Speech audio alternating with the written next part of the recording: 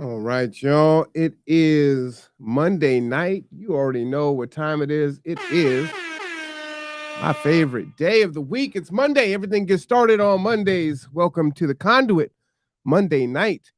Hopefully, you are blessed and highly favored as I am, but more so, well, not more so, just equally as such, you were prosperous.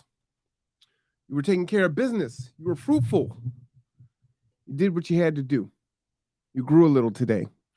If you did not, well, you got tomorrow. So I encourage you to do that tomorrow. Make a plan, set some goals, engage. Time is short. We've lost enough time as it is. We're going to get into the show this evening. I got a lot to unpack and talk about. Been quite busy, which is always a good thing. And as such, I'm not always able to come on and do the shows when I want to do the shows. But man, we got some stuff that we have to talk about. I don't even have my coffee. I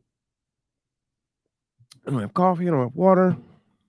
So I might have to just jump up and grab something really quick. We're going to let some people come on in to the show before we get going.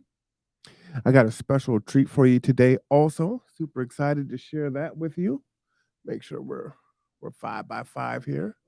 All right, we sound good. All right. Yeah, I want to make sure we're good to go. Let's see. And while we're waiting for people to come in, let me go ahead and pop this over here. That'd probably be better for me to do, right? Let me just share a couple pieces of information with folks.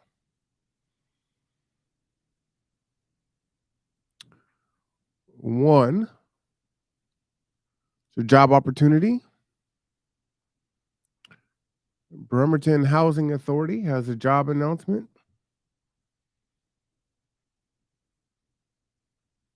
So I like to pass this stuff on. They're looking for a janitor, $19.51 an hour. It's open till May 3rd. So you have until next Wednesday. It's not a lot of time. Lots of benefits there. So go ahead and govern yourselves accordingly. www.bremertonhousing.org. All right, that's one that I wanted to share with y'all. As we're letting folks come on in, I want to make sure I'm giving you info that you can use. Also, remember, your taxes were due. If you have not finished your taxes, you still have time to apply for the working family tax credit. You can go to the website or you can give us a call, 360-373-3000. We can help you out with that. It's the first time that this is being done in the state, so it's a great opportunity for you to maybe get some money back for sure. So take advantage of it. See if you qualify, because you may. And our folks are here standing by to help you out, answer questions that you may have, if you have any. Another programming note. Remember, every Friday night at 7 p.m., 5:30 p.m. is the Conduits of Change. And that is on BCAT. So that is being broadcast into, 60,000 homes.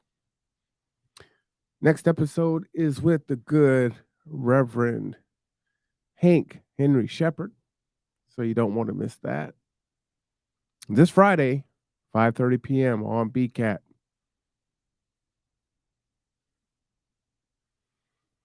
We are still scheduling interviews for that. Definitely going to be a good one. We have some good folks lined up for that. Oh, let me share this information out here. This is always good. If you're looking for free meals in Bremerton, Food Not Bombs on Sunday, Salvation Army on Monday, Tuesday, Wednesday, Thursday, Friday, and Food Not Bombs on Saturday. Taking It to the Street Ministries on Sunday, Our Lady Star of the Sea on Monday, New Day Ministry on Tuesday, Life Point Church on Wednesday, New Day Ministry on Thursday, Coffee O on Friday. And there's the Little Blue Pantry, which is on the Sylvan Way Baptist Church, Ariel Mobile Home Park, Sheridan Park, the alley near Iglesia, uh, NI Cristo Church, the Bremerton United Methodist Church, Westside Improvement Club, and Sinclair Baptist Church. The following food banks are at Salvation St. Vincent de Paul, Bremerton Food Line, Taken to the Street Ministries, Lend a Hand Community Outreach, Olympic College Food Pantry, and the Bremerton Backpack Brigade. If you want a copy of this, please let me know, but it does live on the Kitsap Housing and Homeless Coalition page, and you can go ahead and get updates. Send any updates that you have to admin at KHHC or Kitsap KHHC.org. KitsapHHC.org. And that was just updated in April. So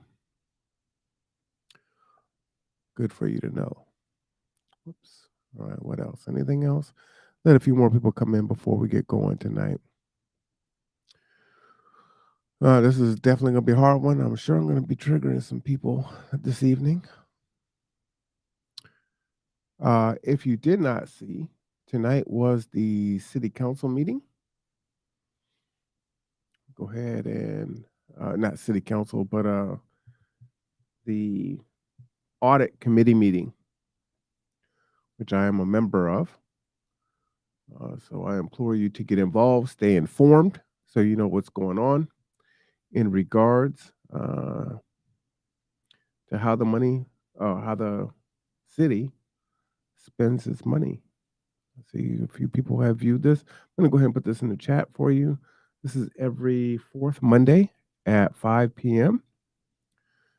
You can see me and the rest of the Bremerton Audit Committee having a conversation, which I think is important. All right, go ahead and put that in there really quick here. So, City of Bremerton Audit Committee. So this week is really busy for me. So I have my City of Bremerton Audit Committee meeting. Whoops, I need to redo that. Sorry about that. City of Bremerton.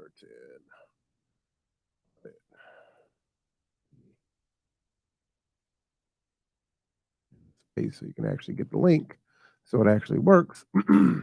But on Mondays, the fourth Monday is the City of Bremerton Audit Committee meeting. And then Tuesday at 5 p.m.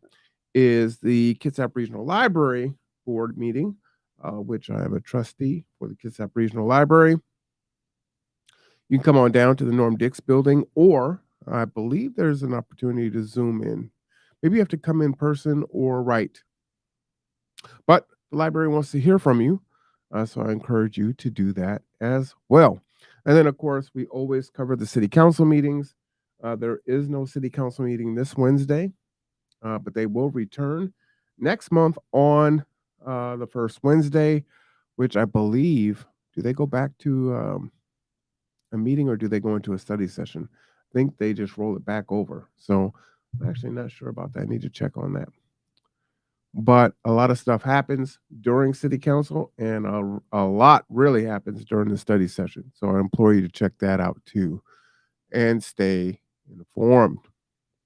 All right. I think I've given you everything that I want to update you on. I guess I got a little surprise for y'all. Super excited about this. I hope you can hear it. All right. Shout out to Quincy Blackman. Created a nice intro for us.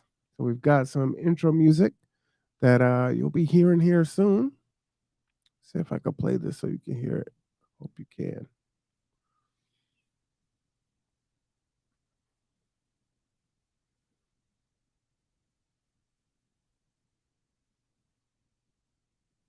Let me see.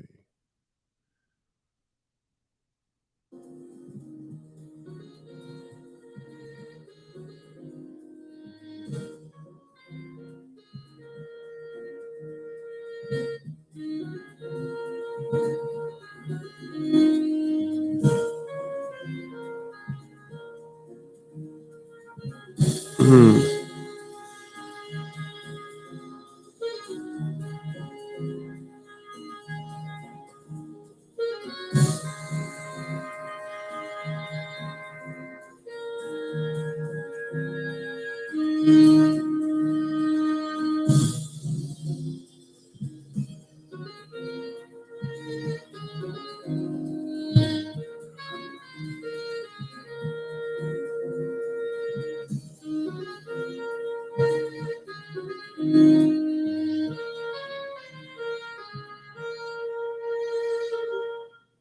Oh man, shout out to Quincy for our new intro music there. That's hot.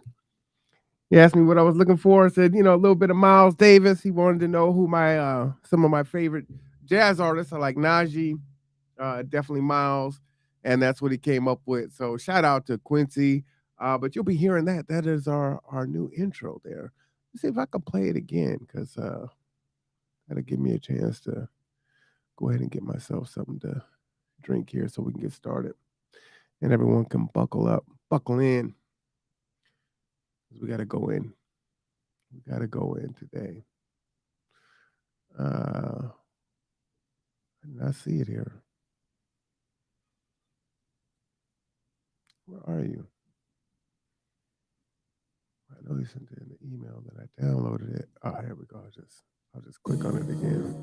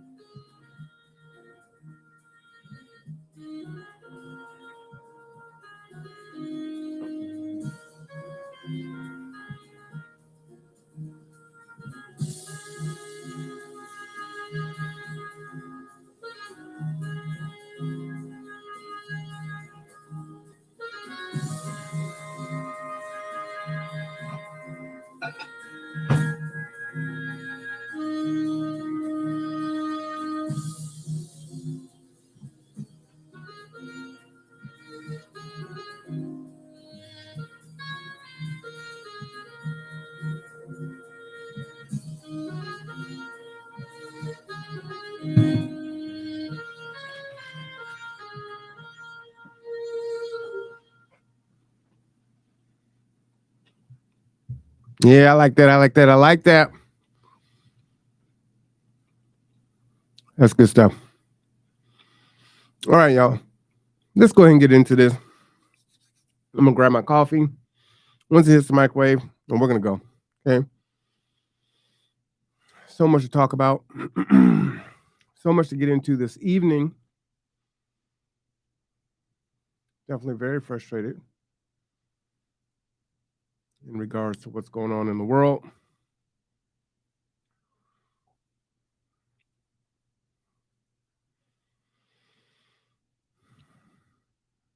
Maybe I don't need coffee. Maybe I need something a little heavier. Mm. We're gonna play a couple of videos, take a look at a couple articles, and we're gonna talk about it. First one is from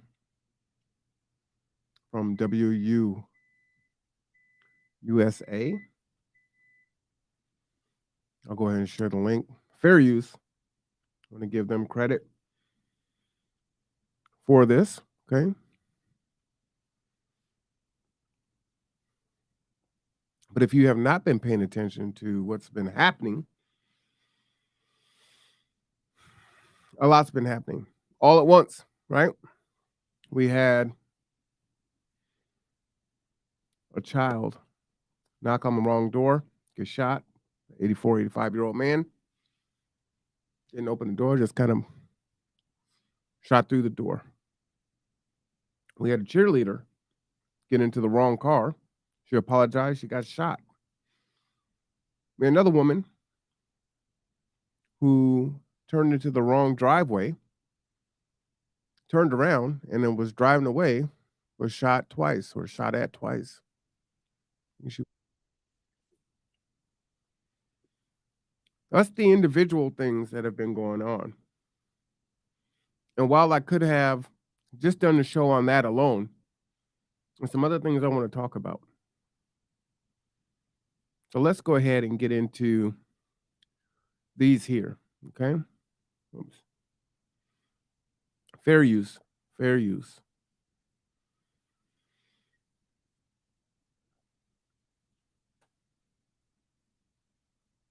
Pick up the pieces as police search for the shooter or shooters who were injuring 8 people late last night. Zach Merchant takes us to the neighborhood where it all happened. Somebody shot a 12-year-old girl in the Southeast D.C. neighborhood last night, and just a few blocks away, 7 other people were also shot. Police confirmed the shootings at a late-night press conference. We are going to get to the bottom of this. This is unacceptable. Dominique Preston was at home with his 2 kids near 5th and LeBaume Streets, where the gunfire that ultimately hurt 7 people began. They're good people in this neighborhood. They're good people who live right and abide by the law. And just like in every society and every neighborhood, you're going to have those who don't so much do that. It's a better way. We're only hurting ourselves. The 12-year-old girl was shot at a separate scene less than half a mile away, near the 2900 block of 2nd Street. Given the locations and the proximity of the event. I hear what he's saying. We need to do something different. We got to do better. But how long have we been saying this? How long? Events. I find it likely that the two things are connected. Keoka Caldwell was staying with family in the neighborhood near LeBaume Street and heard the gunfire. That's a sound that we hear regularly. Just unfortunate that people got hit last night. It's just danger, afraid.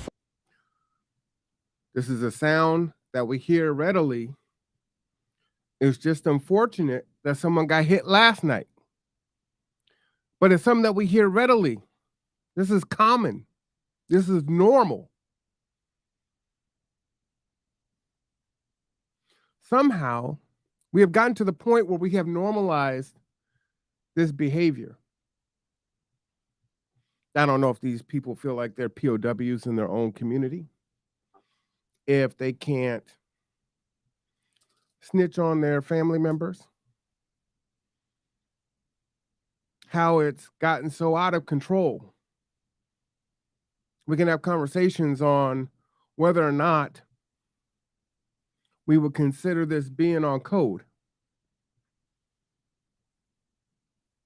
And what being on code truly means when it comes to your community.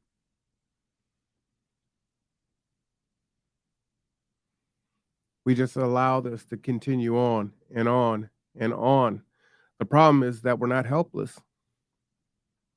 It seems that we act helpless, that we don't know what to do. We don't know how to do. It is what it is. We can blame poverty, racism, other societal factors, systems that have been in place.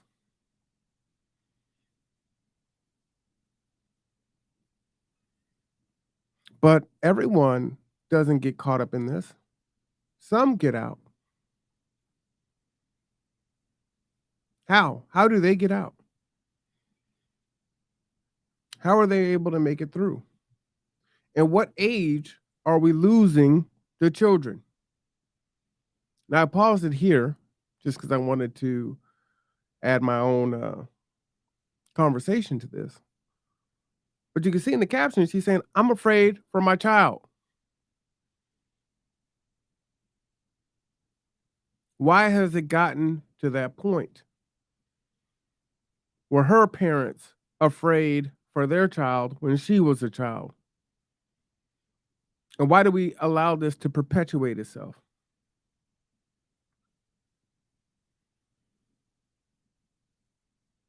You know, one of the things is we can allow these things to continue to take place, but eventually someone's going to come and do something about it. And when they do, you're going to be hollering and there's going to be gnashing of teeth. Because when they really do come in, they're going to come in hard and heavy. And there isn't going to be much in the way of empathy or sympathy for how it goes down. Let's continue. For my children, have to watch them coming in. Hopefully they can get our guns off the street. According to police, nobody was fatally hurt. Law enforcement believes the shooter. You know, I had a conversation with shout out to the Rev about hope. I hope we can get the guns off the street. How? What exactly are you doing to get the guns off the street? Oh, I just hope. It is what it is. I'm helpless. I'm hopeless. Hopefully something will happen.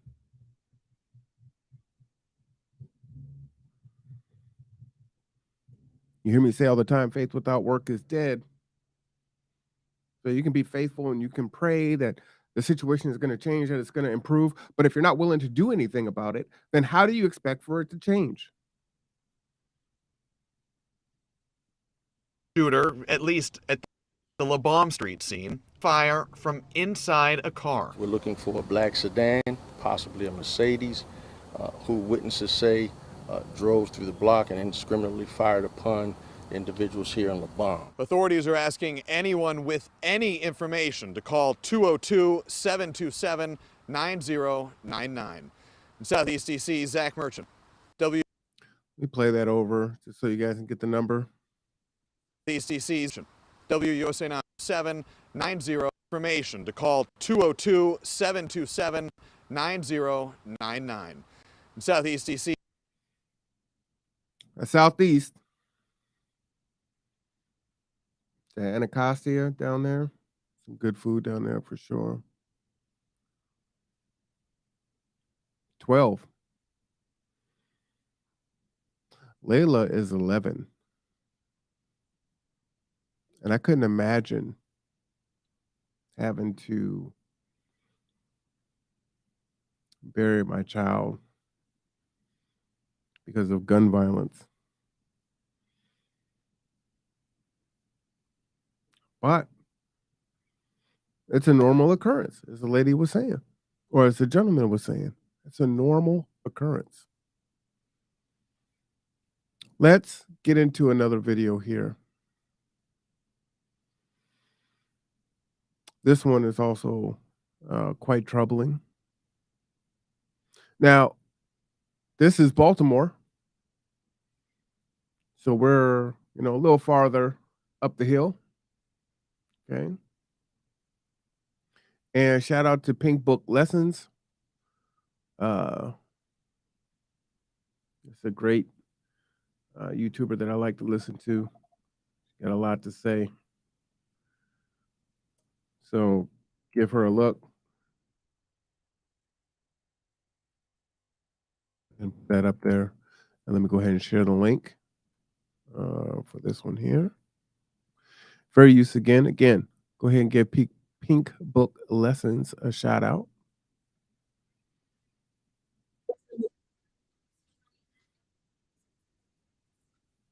Let me slow that down. So I listened to it quite quickly there. Y'all like, what does she sound? She sound like a chipmunk. Let me slow that down a little bit. Oh, I had that on pretty quick. All right.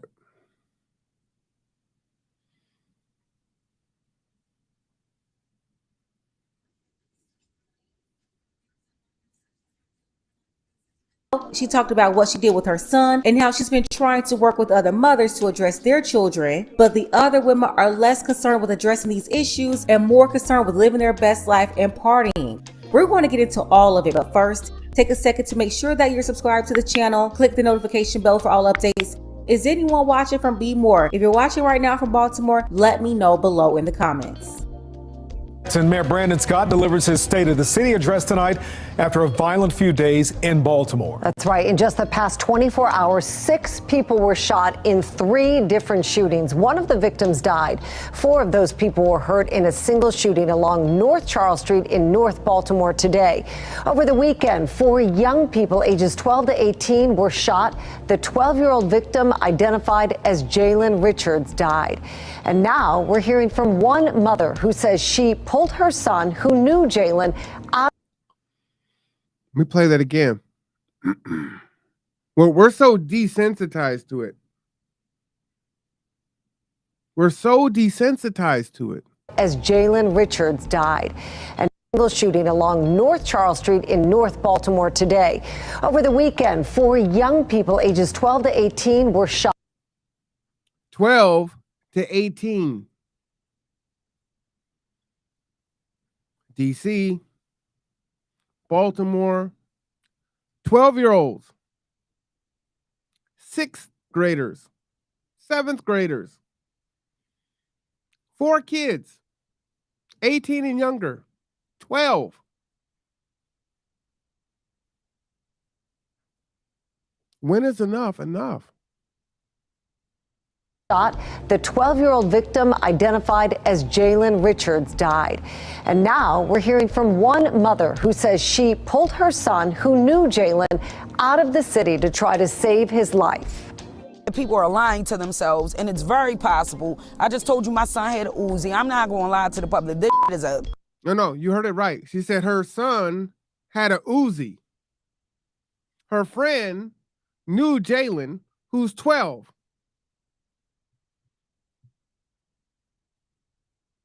An Uzi? How? Why? Why should a child who's not even in high school, I'm saying not even, like that would make it somehow better, in junior high, feel like, 1, he needs a firearm to protect himself, 2, that it's a Uzi, and 3, that he's able to get his hands on one, and 4, his mama can't protect him. His neighborhood can't protect him. His family can't protect him. The school can't protect him. The system can't protect him. Law enforcement can't protect him.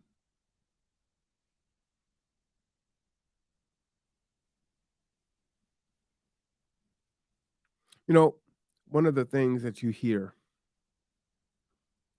especially from police that end up killing us, they were afraid for their life. And you've heard me talk about this, right? You've got on a vest, and you got your tactical vest.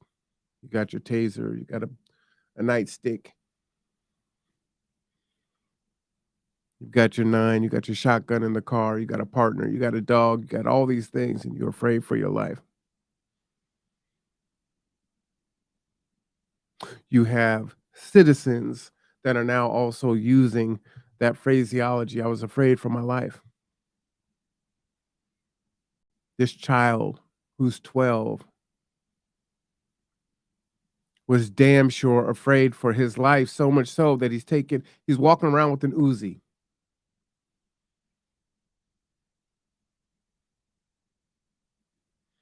Most of our kids maybe walking around with a cell phone, some candy, an Uzi.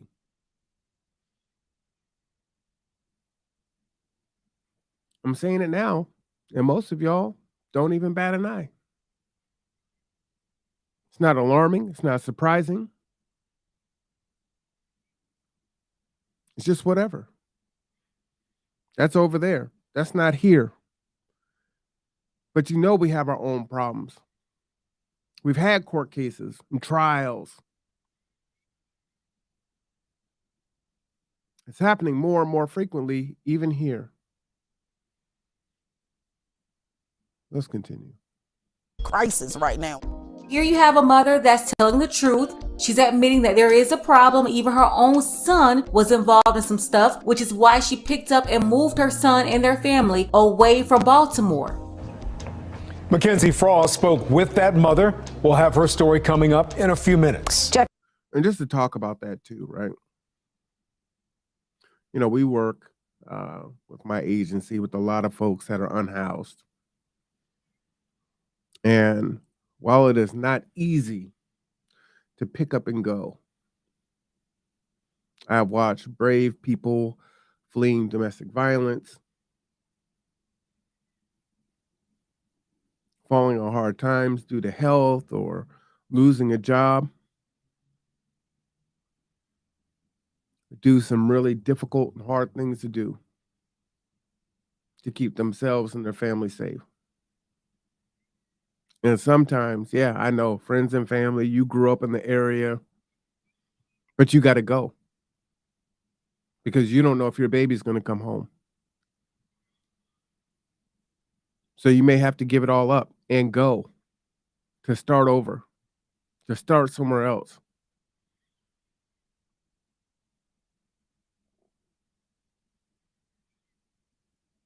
Being alive has to mean something.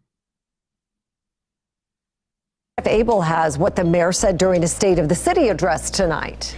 Our team coverage begins with Keith Daniels. Keith joins us live with more in regards to what we know about Jalen Richards and how the community is coming together. Keith? Well, Kai, school officials say Jalen Richards was in the 6th grade. He was a student at Westport Academy Elementary Middle School. I said, my daughter's in the 6th grade.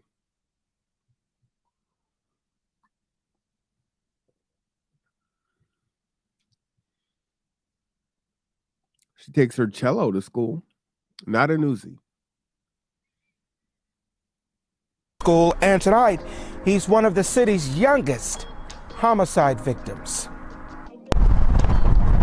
At Westport Homes in South Baltimore, recovering from the unthinkable. 12-year-old Jalen Richards, seen here in this photo from Murder, Inc. Baltimore, shot and killed. Longtime neighbor, known as Miss Cookie, in disbelief, saddened for... Now, I don't know the Baltimore area that well. Is it really called Murder, Inc. Baltimore? And that just kind of says it all, right? Regardless if they've renamed it that or that's the nickname. I mean, what else do you expect? For the boy's family. The mother's heart is aching.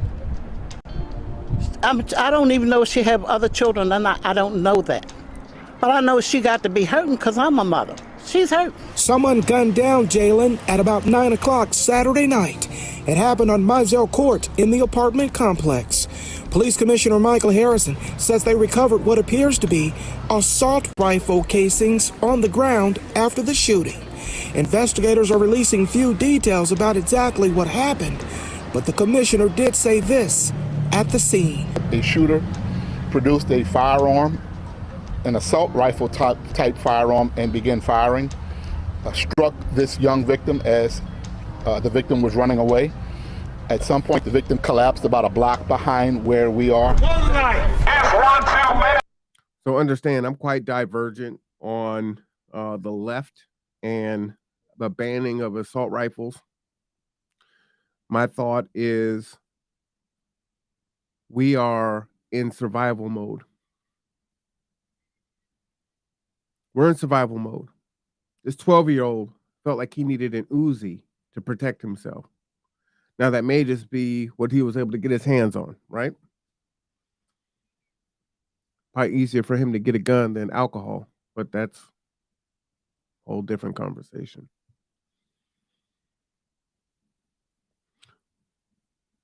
What I don't like about the left and their advocacy for gun rights and gun control is we need a way to be able to protect ourselves. These guns are out here. They're not going off the street. No matter how stringent a gun law they pass, all these gun owners are going to be grandfathered in. So that does nothing, little, if anything, to solve the problem.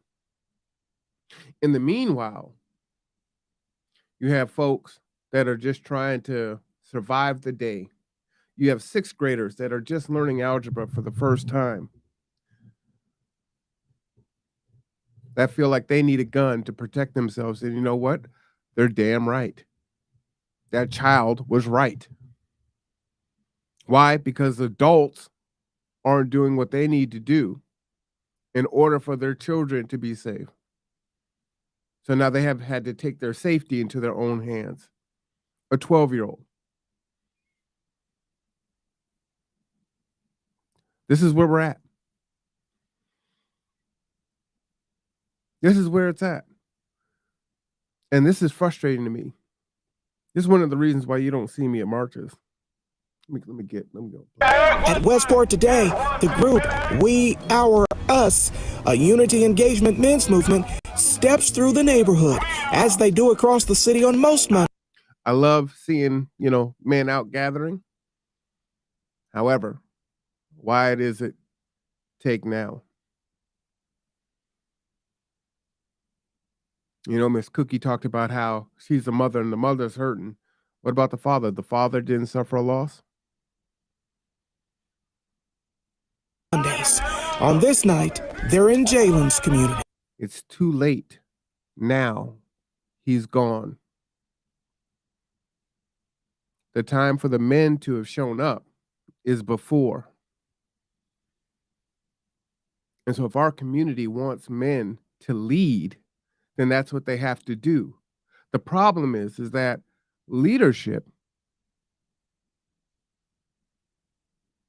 means that someone has to follow. And those that are following have to follow the lead. You don't get to decide, well, I don't like how you're leading, so I'm not going to follow you, right? It's a huge reason why we're here. Selective following. You're not really following anything. Too late now. He's gone. And so many more before him. Oh, I've got another video. This is all within a few days.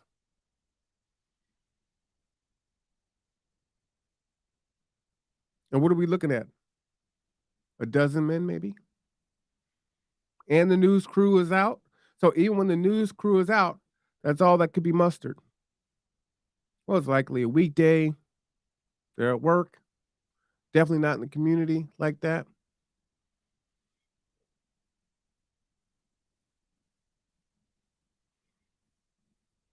Number one, we're bringing them presence of black men.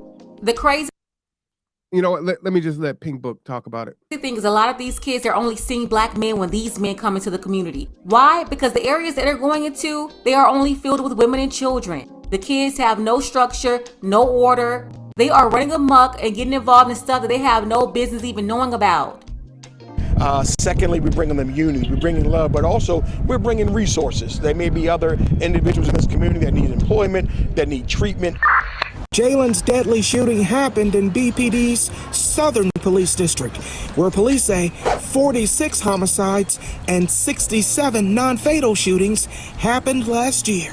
So far this year, 10 homicides and 16 shootings. Killing, senseless killing. You just don't know why.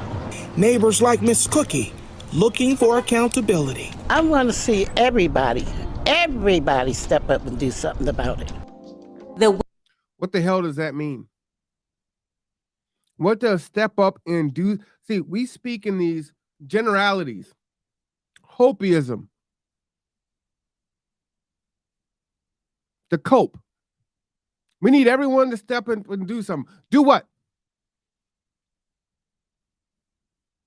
Are you going to turn the shooters in? Are you going to ensure that the other 12-year-olds that are still alive and the 8-year-olds don't become the shooters of tomorrow? What about the rest of the ones that are on the block now? You know who they are, right? You're feeding them. They're coming to your house on Sunday. They come in and they laying down when they don't have anywhere else to stay.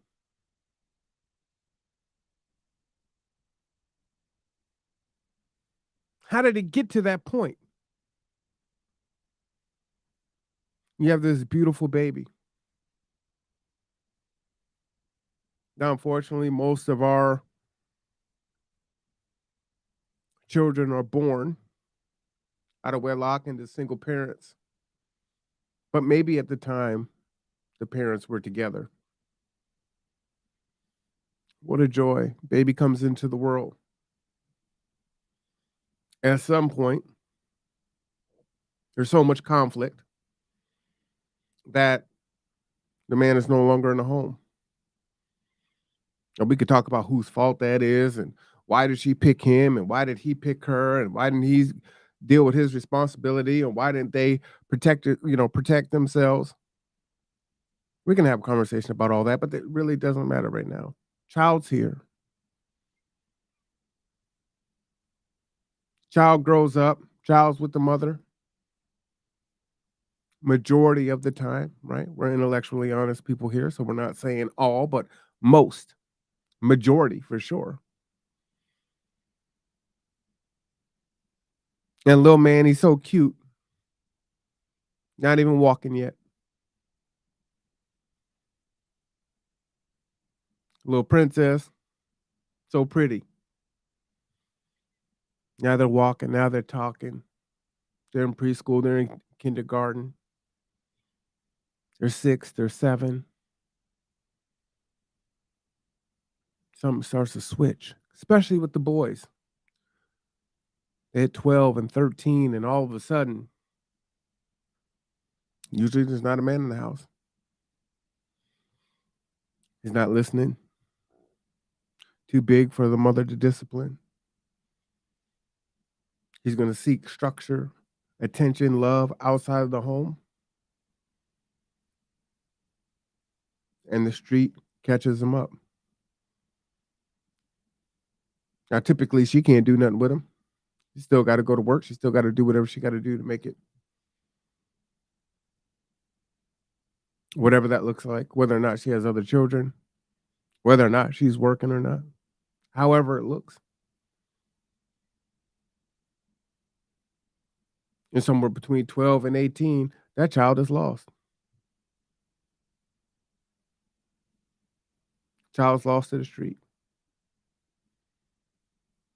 And now has become a menace and a scourge on the very community. And it was just a few years earlier where he was so cute, so innocent. She was so cute. She was so innocent. And we repeat the cycle. We repeat the cycle. We repeat the cycle. And it's not even generational repeat, right? It's being repeated because most times it's not just one child in the home. It's multiple. It's 2, it's 3, it's 4, it's 5. The definition of insanity, doing the same thing over again, expecting a different result. Like I said, we're going to get into some solutions, and they're harsh. Let's go back to Pink Book. Women are leading these communities, and that's out of order for sure. But when we see the results of their failed leadership, that's when I say everybody. I mean everybody. They have to come and save the community. I'm going to tell you exactly what these people have in store for you in a minute. Not just the mayor and the whatever. Everybody come together. Like I said, when they actually do come and do something about it, we're not going to like it. We're not going to like it because they're not coming in nice. When they finally come in and do something about it, they're not coming in to talk and to hand out resources and mentor and treatment.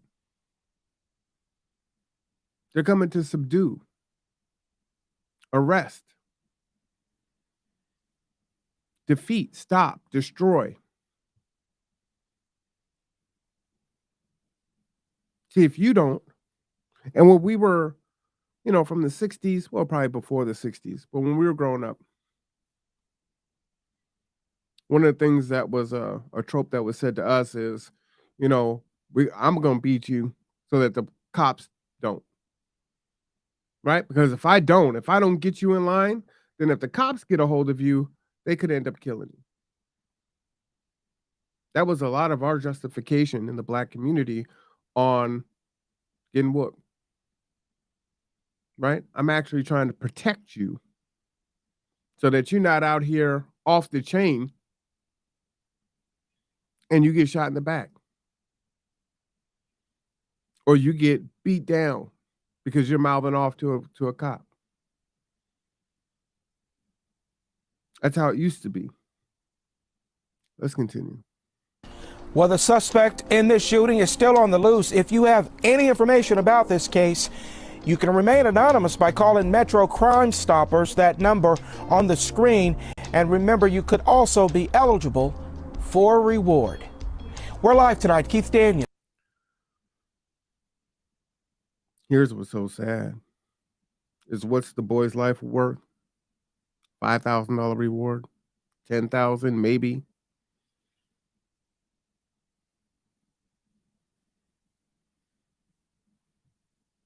And I wonder why he doesn't even say how much the reward is. If he says it, it's too low. Do people just not? It doesn't even entice them. They're not even going to think about calling in, which is crazy. I don't know. Let's go. Fox 45 News. Key, the murder of Jalen Richards is creating shockwaves in Washington as well. Fox 45 News spoke with members of Maryland's congressional delegation today who tell us they are outraged by the city's youth crime crisis. They're always outraged. Hopes and prayers, hopes and prayers, hopes and prayers.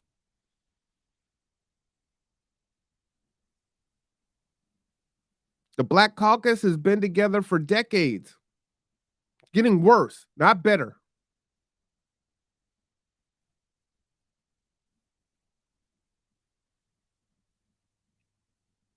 Got the report, it looks pitiful. Well, we're just helpless, so sad. Nothing we can do. People are outraged. What does that mean? Your outrage means nothing.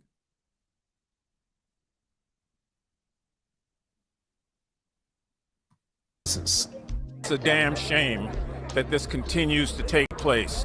It's a damn shame that it's out of control. And it's a damn shame that most of us don't have answers to it because it is. This brother been in office for so long. That this continues to take place. It's a damn shame that it's out of control. And it's a damn shame that most of us don't have answers to it because it is so complex. You were elected. What do you mean you don't have answers? And all he has for you is it's a damn shame this, and it's a damn shame that, and it's a damn shame this. But you re-elect him, and you re-elect him, and you re-elect him, and nothing changes. It only gets worse.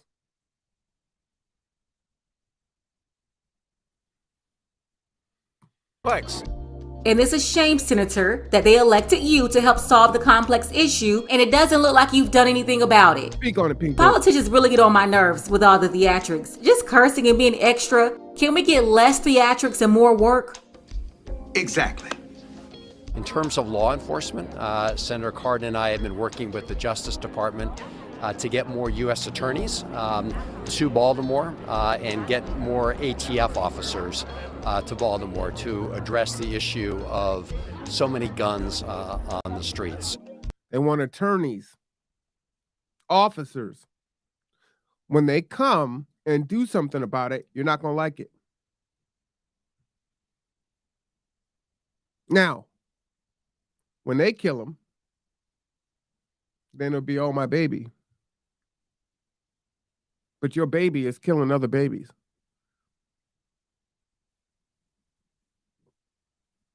Your baby's killing other babies. How do you think attorney generals are going to get guns off the streets? They're not going to walk out there. They're not going to do a gun buyback program. How do you think they're actually going to do that?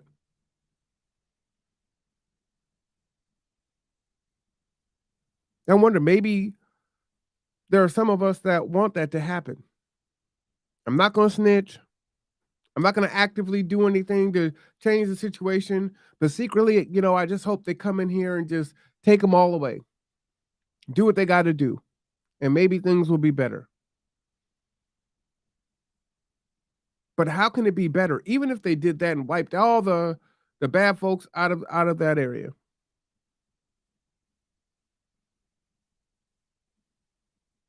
We just keep doing the same thing over and over and over again. All right, ladies leading these communities, do you see what they have in store? Because you won't address your own issues, because you won't stop having kids out of wedlock, because you won't stop laying down and having kids with these men who don't want to be with you. They're not committed to you. They're not your husband. And you continue to create these fatherless homes. This is how they plan to address the issue. with prosecutors and more officers to come and lock your boys up. And no, you don't have to worry about your girls. They'll let them stay out and continue to fight and do whatever else they do. They want your girls to stay out and under mentorship by you so that they can become you. Yeah, so they can have the next generation of women who create more children for them to lock up. Shout out to Pink Book. See, if I say that, then I'm a misogynist. I don't really care, but sometimes the message gets lost if it comes from the wrong mouth.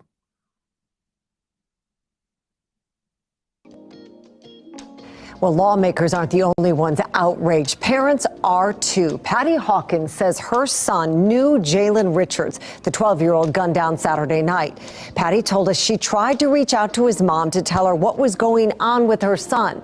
Hawkins spoke with Fox 45's Mackenzie Frost in Hagerstown after she moved her son out of Baltimore City. Look at why this is happening. Sitting in a park some 70 miles outside of Baltimore City, Patty Hawkins talks about fights her son Khalil was getting into while going to and from school in Baltimore. These kids are beefing over the game, and then 12. I'm trying to go to school, 6th grade. Right? And he's only been in school for half a year. Now the year's almost over now. He can't even walk to school. Getting beat up on. Jump. Where do they learn that? See, this is all learned behavior. And we can see it when we say, hey, you know what? Racism isn't going away. A lot of people, they'll say, oh, it's 2023. How can we still be seeing racism in 2023? Oh, once the old racists die off, things will be better. What we're seeing is we see young racists, right? Because those things are taught. But somehow when it comes internally, we can't be introspective on ourselves and say, hey, we are teaching. This is us doing this.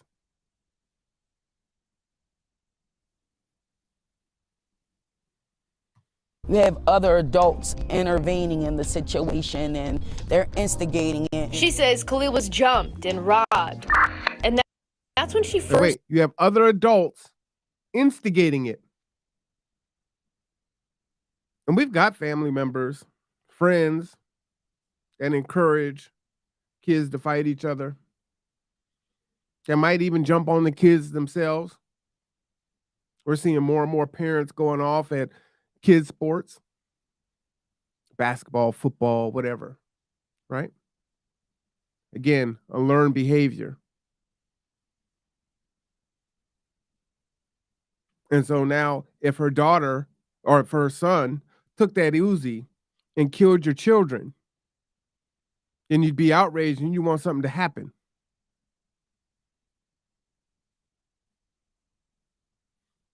But if your son and your daughter is jumping him and beating his ass every day, he's scared to go to school, but he got to go to school every day,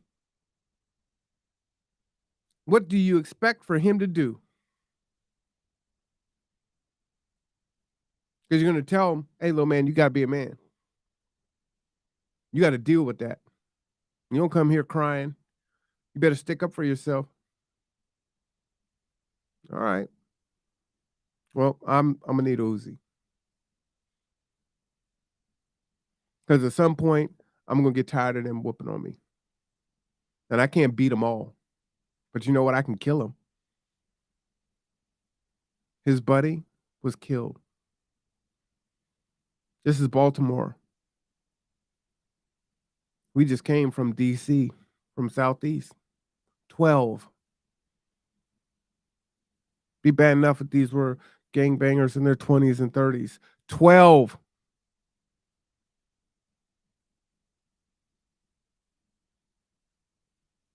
Learned about Jalen Richards, the 12-year-old who was gunned down Saturday night in Wait, hold on. This is Baltimore. Remember, this is also Baltimore where the boys can't read at level at the 4th grade and at the 8th grade.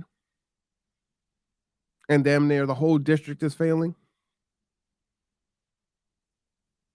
How the hell are they supposed to learn to read when they need a damn gun to protect themselves because they're too damn scared to walk around. And there's no adults to protect them.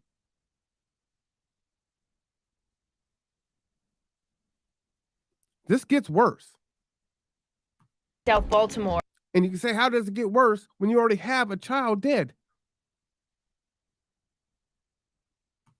I went to Jalen's mom and I said, your son threatened my son with a gun. My son is getting ready to turn 17. My son would really hurt your son. It's a shame. This woman is speaking on the 12-year-old Jalen. She said that she warned his mother before all this even happened to him. What made you go to his mom about what? Because Wait. So the 12-year-old Jalen, who was murdered, threatened her oldest son, who's 17, with a gun. She goes to Jalen's mother and says, hey, this is going on. And she'll tell you what the response was. Her younger son, who's 12, is afraid, so he gets an Uzi.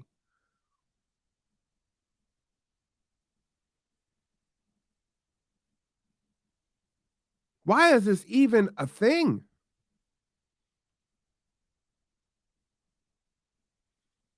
And why have we allowed this to happen?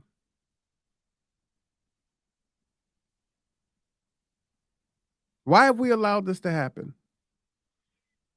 And the excuses and the reasons, they don't help. Poverty, racism, whatever you want to put it on.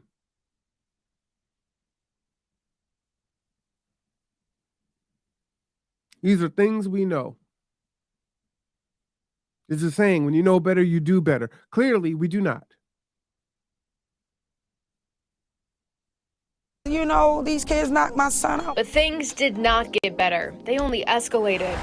One day, Hawkins says she got a call from her daughter who said Khalil had a gun at school. I walked in there by myself and grabbed my son out of their school with an Uzi in his backpack. Your son had a gun in his? Yes, he went up to Douglas to shoot up like those kids. He was not playing. So he takes a Uzi to school. Now, thank God she was able to go up to the school, get the gun from her son. But that could have been an active shooter situation, right? And very likely, other kids would have got hurt. They had nothing to do with what was going on. Not that the ones that were bullying deserved to die.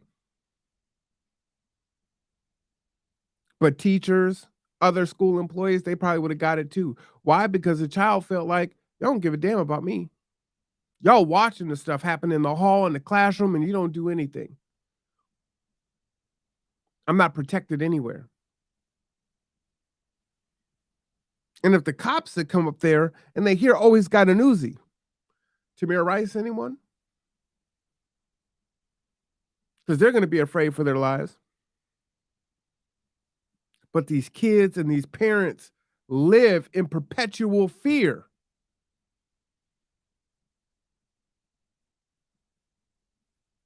Knocked him out and robbed him. All because he doesn't want to be in a gang. Her son. Like those kids. He was not playing. They knocked him out and robbed him. Knocked him out. They didn't beat him up. They knocked him unconscious. Because he didn't want to be in the gang. I just want to go to school. I'm 12.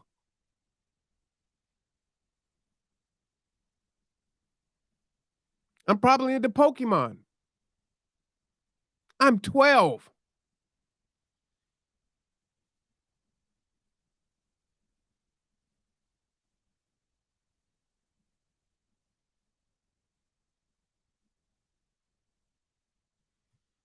All because he doesn't want to be in a gang. Her son refusing to tell her where the gun came from. She turned it over to Baltimore police and moved her son to Hagerstown. But before uprooting the family, Hawkins says she tried to meet with several parents of kids who were having problems. Out of these 16, 7 of them are gone now. This is why I'm doing what I'm doing now. It's a crisis. I don't know how else to look at it. But not much was done. Hawkins describing a lack of interest from some parents in their kids' lives. This is getting crazy, and I'm recognizing that the parents care more about going out to clubs, partying. And shout out. Wow. She's speaking the truth, right? She's speaking the truth, right? Hit dogs holler. Some of you probably care more about going out to the club, drinking, smoking. She tried to have a conversation with the parents. They probably told her, shut the hell up. You're tripping. Right? She tried. Thank God she got her babies out of there. She got 3 of them, right? They could have died at so many different instances. The young boy who died had already pulled the gun on the 17-year-old. The 12-year-old has already been getting beat up. The sister's related, so she's in danger. They both got guns now. All learned behavior. And the parents is like, is what it is.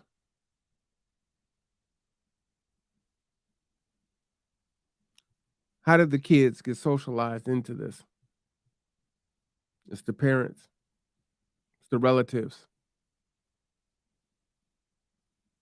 To this mother Go ahead, right Pete. here. She's testifying. She's telling the truth about what's going on. In her own situation with her son, she was proactive. She moved her family away from the city and even got the police involved. But she said these hyenas, they are not interested in doing anything about it. They want to be in the streets, they want to party, and stay laid up under multiple men to get pregnant again. Out of the 16 people involved in that situation with her son, 7 of them are gone. That's nearly half of them. And I've been pounding the streets with this situation with other parents. That concern echoed Monday This morning, by Mayor Brandon Scott and City State's Attorney Ivan Bates. we have adults in our city who are failing to set an example for our youth. They're your children. You have to raise your children. All black leadership.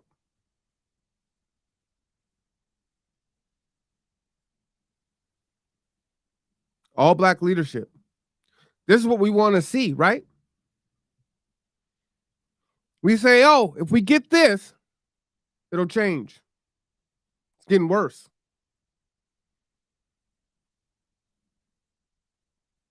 They're just as hopeful as everybody else is. And the thing is, you know what they're going to say?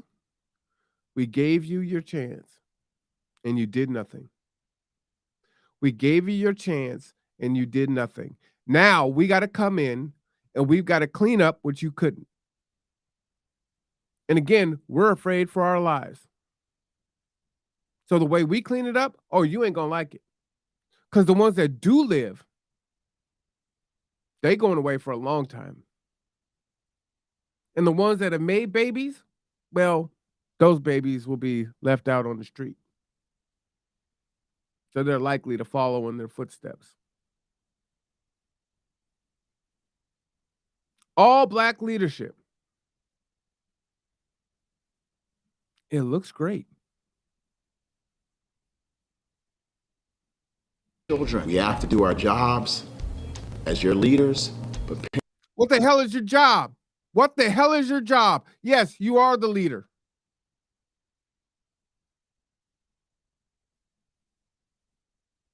I ain't got nothing for you. We got to do our jobs. We need your help. We need to restore the community. These empty platitudes over and over again. And I know it's a impossible situation, right? We want to be governed by people that look like us. I get it. It's important.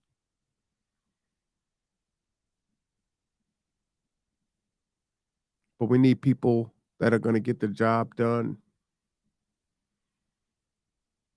And they're going to be unpopular. It's very likely that some of us will run for office, come in, and only make it one term. Because it'll be very unpopular what is done to clean up the city, to clean up the community, to try to get a handle on this. parents, we ask you to help us as you do your jobs as well. But how to hold parents accountable for their kids and their actions remains the unanswered question.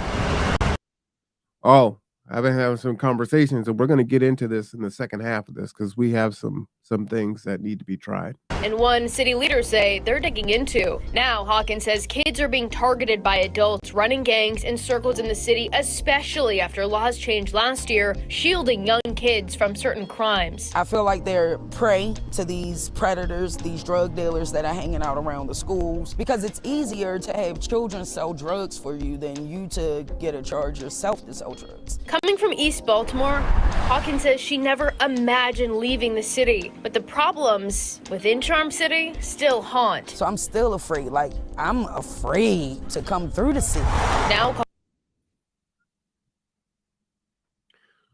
You know, I had shout out to Khadijah in my studio Friday, and she talked about her perpetual fear. You're in the Pacific Northwest. Perpetual fear. She's not living in this. We're living in perpetual fear. Our children are living in perpetual fear. Adults, we have an opportunity to do something about it, even if it's little. But at 12, I don't know what I'm going to do. Mama can't help me. See, there's no conversation with the dad. There doesn't seem to be any uncles, grandparents.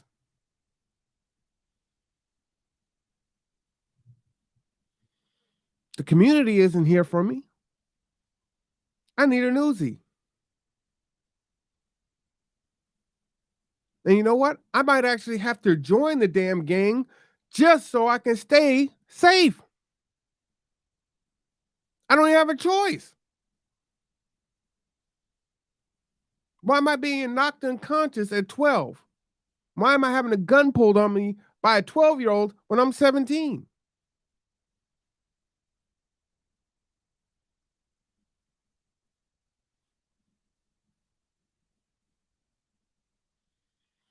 calling Hagerstown home, Hawkins sits in a park with the sounds of kids playing in the background. While some young people in the city are not running around, playing and being kids. You can't imagine one of them being a killer. I can. I really can. Hawkins says this juvenile crime trend is a parent problem first, but she says city schools and police need to intervene when there are things going on to prevent this violence from escalating. In Baltimore, Mackenzie Frost, Fox 45 News. It's definitely a lot going on here. First, there shouldn't be dealers lingering outside of the schools.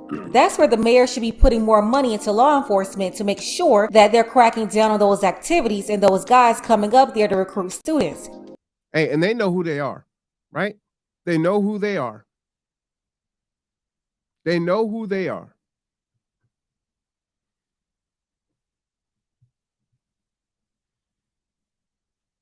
They have so many ways where they plant drugs and say this one said that one, or trump up their charges. Resisting arrest. Obstruction of justice. They know who they are.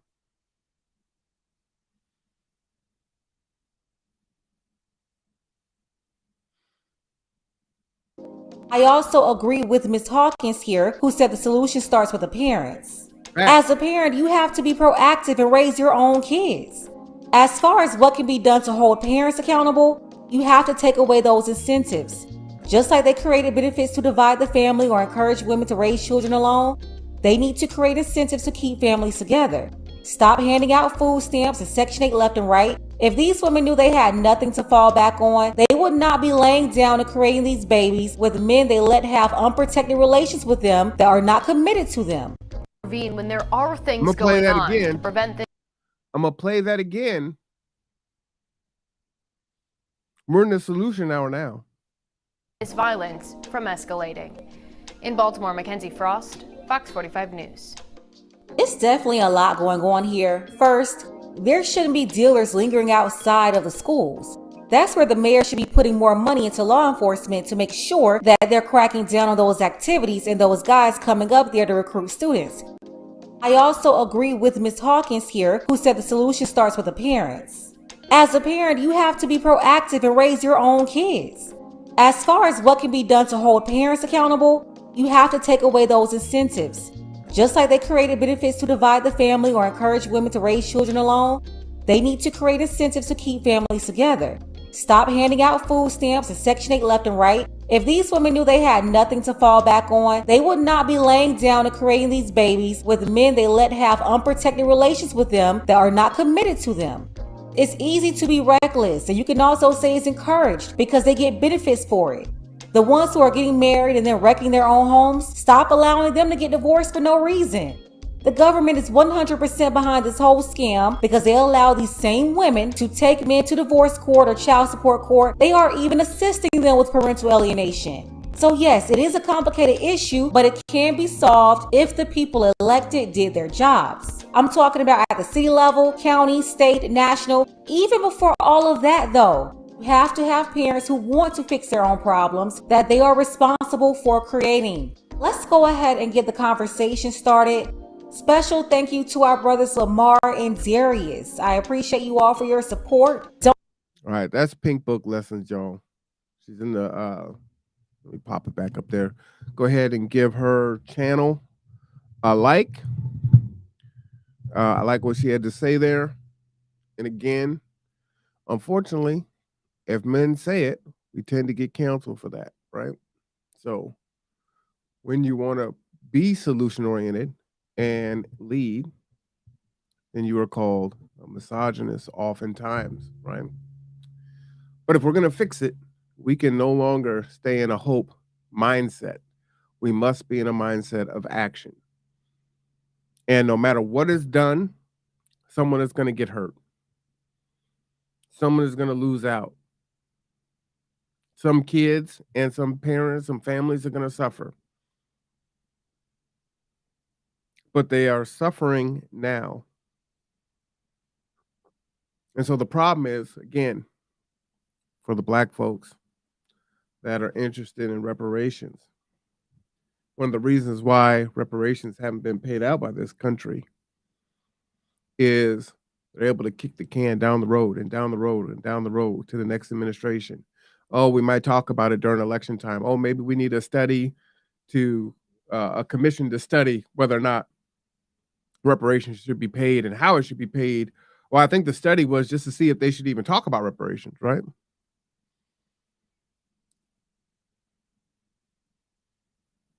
At some point, something has to be done, and there's going to be consequences.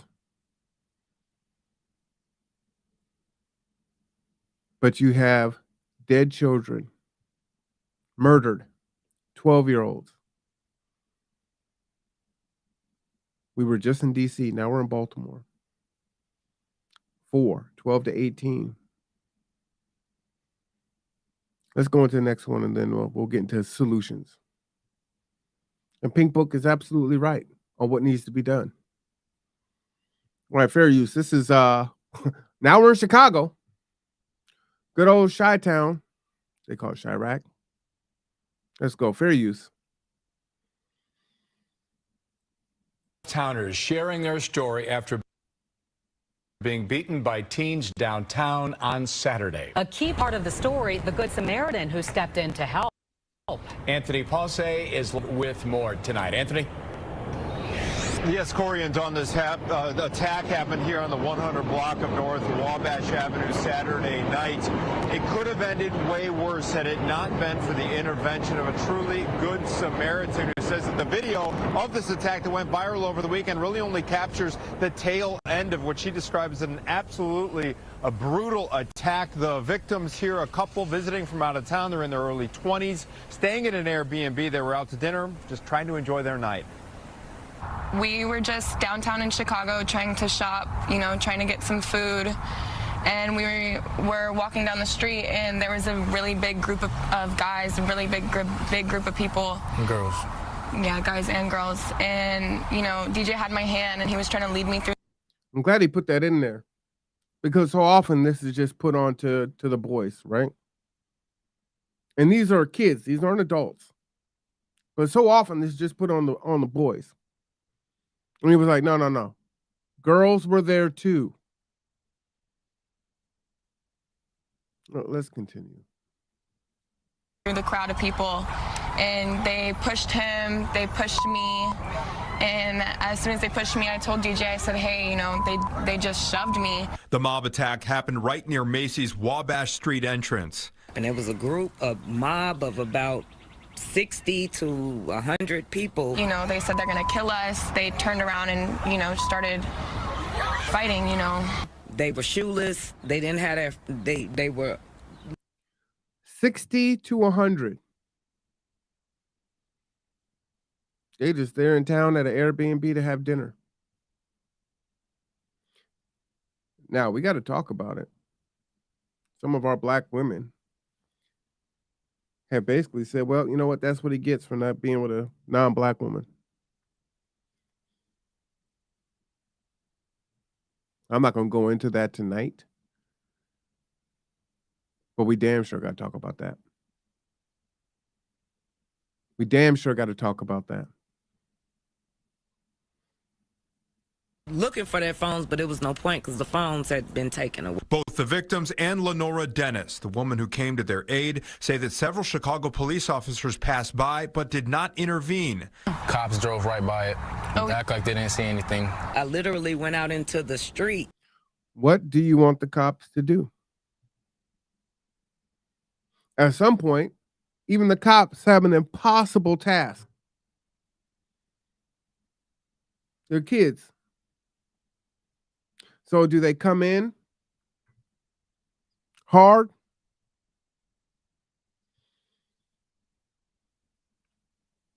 What happens? There's so many of them, right? They got to protect themselves. What do they do to try to get to that couple? What can that escalate to? Will they be vilified?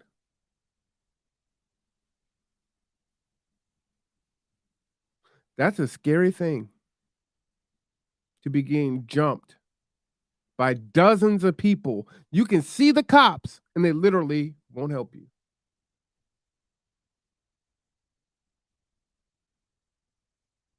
That's crazy.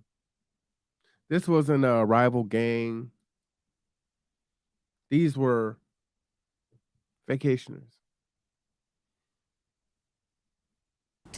And stopped and held my hands up to a police car and asked them to stop and motioned them over to what was going on. And they just cut a path around me and just kept going. She was eventually able to get the couple into her car. Make it make sense. She was able to stop the cop. Nah. Y'all got this. It's what you wanted, right? Here's the anarchy. This is what you got. You know, I know it's a different time. You know, we grew up in different eras. You know, my dad grew up in the civil rights era. You know, I grew up in an era of you still got whooped, and then we transitioned into, you know, you're not supposed to spank the kids, right? Spare the rod, spoil the child. You know, my principal whooped me in the 3rd grade, right? That's how old I am. But it was to keep us safe from police brutality or worse. Now, you're watching kids have no respect. Teachers, police, anything. They talk back, they talk shit, they say whatever the hell they want to say. And the expectation is I can do whatever I want, and there's no consequence for it. The problem is, and I get it, you should be able to be free and say and do what you please. However, that's not the world that we live in. That's not reality. And so while you exercise your right to do so, when they exercise their right, the consequences are often deadly. And so the pendulum has shifted from, you know, you get pulled over, you got your hands out of the car. Look, officer, You can see my hands. I don't have anything, no sun movements. What can I do? Yes, sir, no, sir. Yes, ma'am, no, ma'am. My ID is in my pocket. Am I able to get it?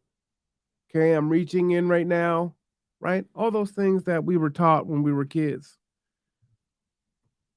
Now it's, you ain't this, you ain't that. Da da da da. Yada yada yada. The pendulum has shifted so far. And I get it. I understand it. I get how it can shift so far to the other side. The problem is there's consequences for that shift. And this is one of those consequences.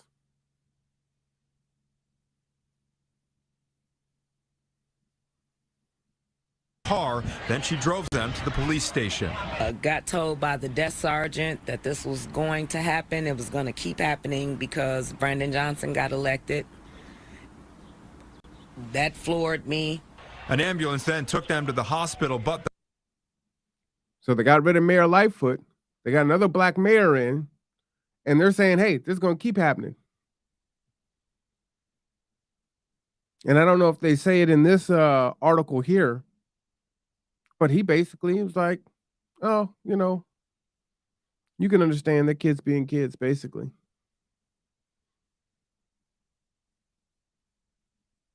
You are not going to like when they come in and they decide to actually take care of it. And some of your kids, well, no kid deserves to die. But some just caught up in the fun. But those are often the ones that get killed, that get paralyzed, that get maimed, have their futures destroyed.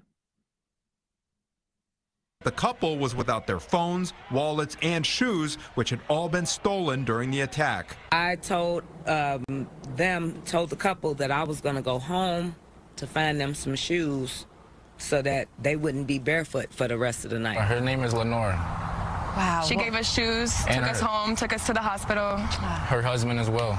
Thank you. Just do unto others. And that's a mantra that I live by every day, is just. And she's bombed for sure. But she put herself in harm's way. Those kids could have turned on her.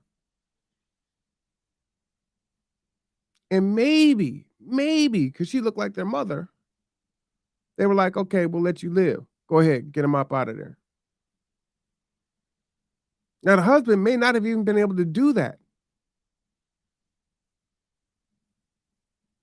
And she may have looked at it like, hey, I got babies at home. I got a husband I got to go home to. No, we get older. We got ailments and everything else, right? She put herself in harm's way to save those strangers.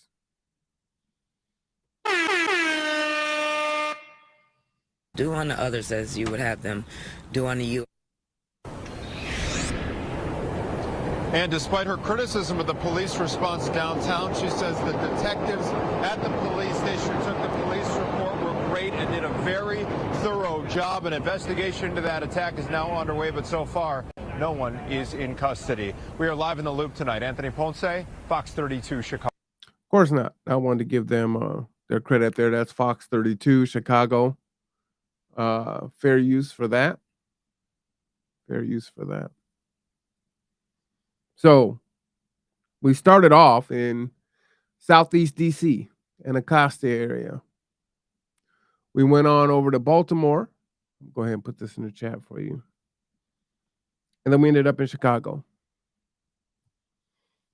And like I said, this doesn't even account for the 12-year-old that was shot through the door. Now, that's a whole different conversation, right? Because what gets lost in the sauce here is we'll be more caught up and angered about the 84-year-old man shooting the 12-year-old through the door when this is swirling all around us.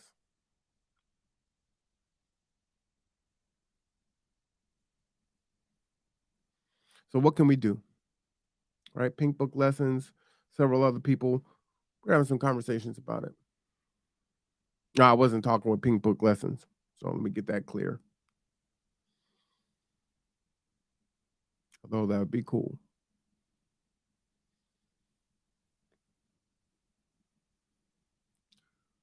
Something radical is probably going to have to happen. And I'm going to lay out some pretty radical things and see what you think about it.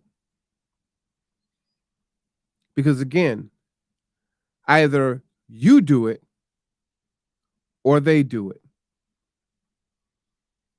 And if you notice, they're not paying out settlements the way that they were for killing an unarmed black man, for police brutality.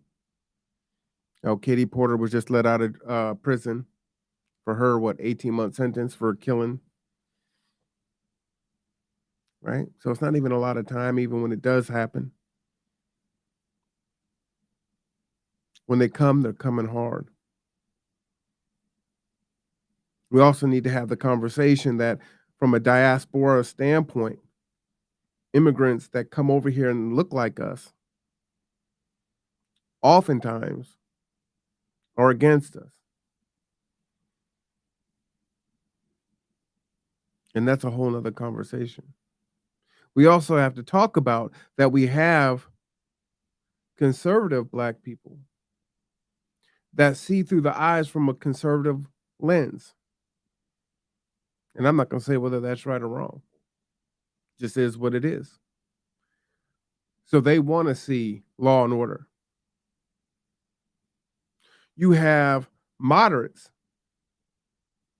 and people that are afraid and terrified, and they want something to stop and end. And they don't have any kids that are running the gangs. They don't have any input that they can do in their community. I don't know your son. I don't know your daughter. I don't know these folks in the gang. I don't have any kids. Or they're grown and gone. They were never in the drug scene. But I'm afraid to go out because they might hit a lick on me. Or the addict that they're selling drugs might come and try to rob my house or rob me so they can get high again. I might get hit by a stray bullet. They feel helpless, hopeless. They're just trying to keep their head down. And for them, maybe they're in their family home. Maybe they're in their own home.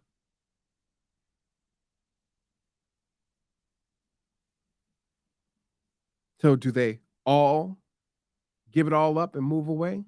And where do they move to where they can afford? Yeah, I know I said some really brave souls moved away. Women fleeing domestic violence. Going homeless due to health care and other reasons. But everyone can't do that. And oftentimes, where they can afford to live, they're going out of the frying pan and into the fire. And then it just becomes the devil you know.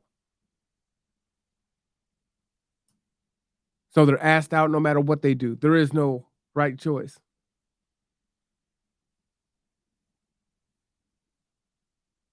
They don't know the people, but if they tell what they see, they could be in danger. Because no one in the community claims them. They're just there. And when you do try to talk to the parents, often the mothers, as Pink Book was talking about, and the mother was talking about, they're more interested in going to the club and partying, this and that. Man, don't you talk about my kid like that. Who the hell you think you are?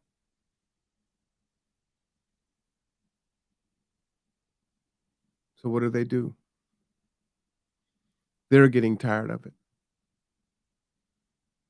So now you have most of the community that wants something done about it, something harsh done about it. You've got diaspora black folks that don't rock with you, that don't identify as foundational black Americans, African descendants of slavery here in U.S. soil. You have conservative black folks that want law and order. You got moderate folks that feel trapped and they're tired of it. They were allies. They were supporters. You got other people in the BIPOC community that may have been allies and supporters. And they were helping and they were trying and they were in the fight. And they were run down and beat down and exhausted. And so they faded away. You have the left, the liberals that pander and say, oh, you just need more and more resources. It's not your fault. Systemic racism, it's this, it's that. And all those things can be factors. But they don't dare say accountability the way that the right says accountability. So it's platitudes and feel-goodisms and, well, you got to vote. And once we get those other ones out, we'll be able to do something. But it's getting worse and worse and worse. New York, California, Baltimore, Chicago, DC, Seattle, Texas. Gets that.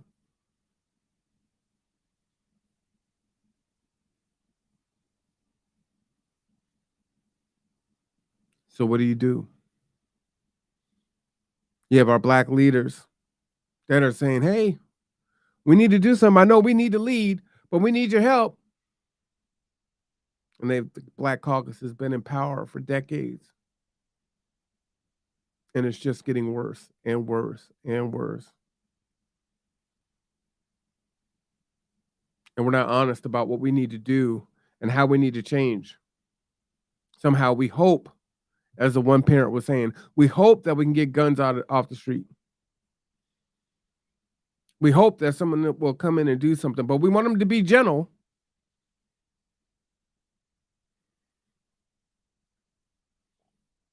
Here's what I believe.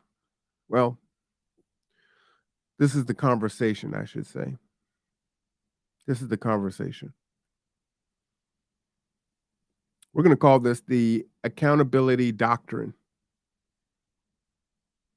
And some of this, surprisingly, Pink Book Lessons was saying. We need to look at real solutions and move away from pandering for votes, doing the same thing over and over again, expecting a different result, and not taking accountability as an individual, a family, or a community. One, we need to charge custodial parents and caregivers with the charges their children receive. Am I my brother's keeper? Whether that's a yes or a no, you are your child's keeper. That child is under your stewardship, your guidance. So if your 12-year-old is out there wilding out, if your 11-year-old is out there wilding out, if your 13-year-old is out there wilding out, those charges are their charges or your charges.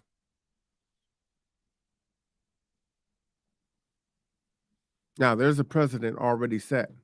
Non-custodial parent is immediately required to pay child support based on the factors in each state: arrears, suspension of passports, suspension of licenses, incarceration are just a few of the penalties for non-custodial parents for not being able to pay. So they don't give a damn what happens when two people have a child and the mother says, hey, I'm going to raise this child alone and I'm putting you on child support, or the state puts you on child support. They don't give a damn whether you can pay your rent, whether you can pay your car insurance, who you already owe, how you're going to live, right? They've got their mathematical calculation. You're going to pay $1,000 a month. You're going to pay $500 a month. 250 of it is going to the state to keep the program going. The other 250 goes to the family.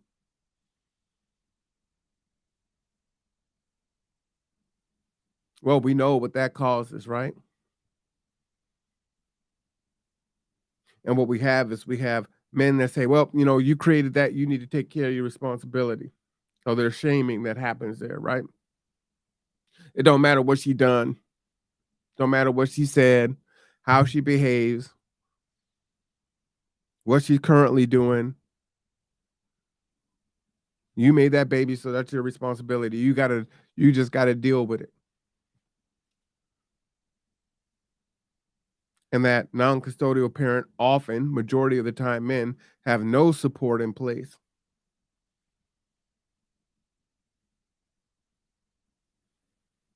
So it's already been done. There's already a precedent that has been set. No custodial parent, the non-custodial parent is immediately required to pay support based on the factors set. And they don't care whether or not he can pay his rent. Well, you need to get another job. Well, I'm trying to go to school. Well, you need to go to school and maybe you need to work 2 jobs. Real easy to hold the man accountable. So that said, no support for parents, period. If you have a child, there's no SNAP benefits, there's no WIC, there is no Section 8, there's no housing. Like Pink Book was saying, there's incentives to get pregnant and have a child because that means benefits. It means security. And the argument is, well, no one would do that on purpose. A lot of women do that on purpose. And a lot of them learn it from their mothers. There's a video, I don't have it queued up right now, pretty old, I think back in the 80s. And they were interviewing a bunch of 8th grade girls. And they were talking about how the life goal was to have kids, but not have a husband. They didn't need a husband. They could raise the kid on their own. 8th graders, that was their mindset. This isn't new. So you have to de-incentivize. 3, financial abortion from the sperm donor who don't want to be fathers.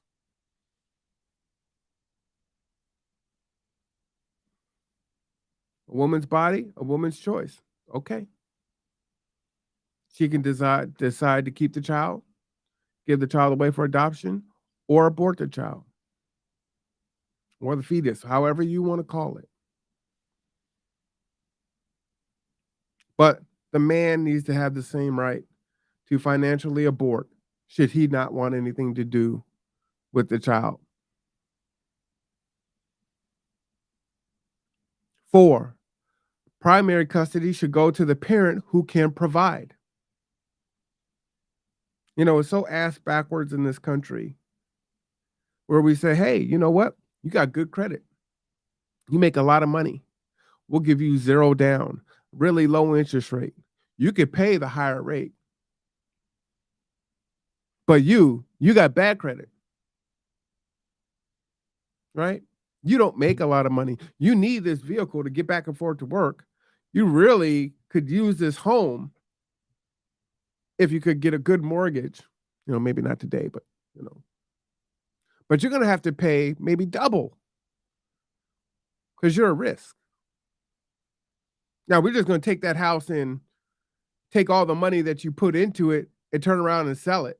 And if it appreciated, we're still going to make money off of it, right? Even if it depreciated, we still got money up out of you.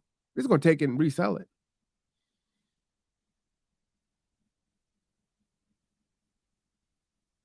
Same thing with custody. Well, we're achieving a lot more equity now. Matter of fact, in some ways, women are doing better than men, right? Women are the most educated, especially Black women.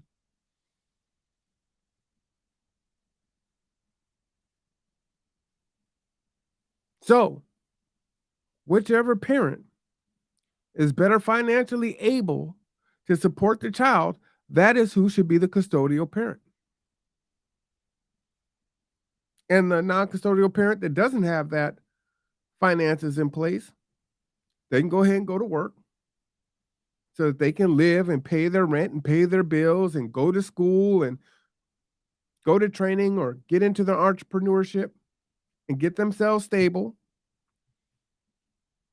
and share custody how they do. But no, there's no resources for you. That makes no sense When we say we're going to try to do what's best for the child, and what's best for the child is to take the child away from the breadwinner and put it with the person that's barely making it, that can't make it without the support of the breadwinner and the support of the state. That is not in the best interest of the child.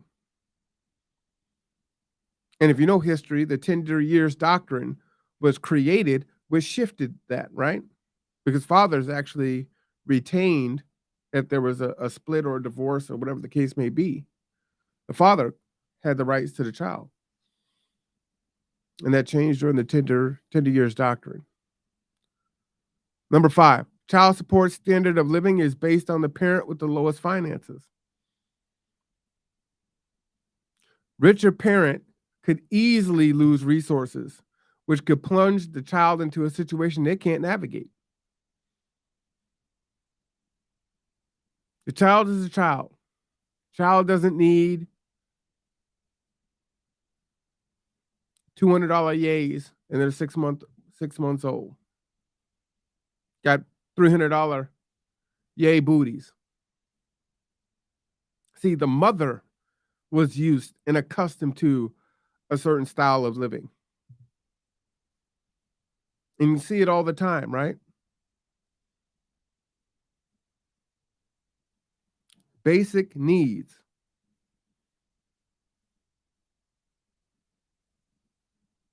And again, if that's the case, then their child should be with the father, or their child should be with the mother.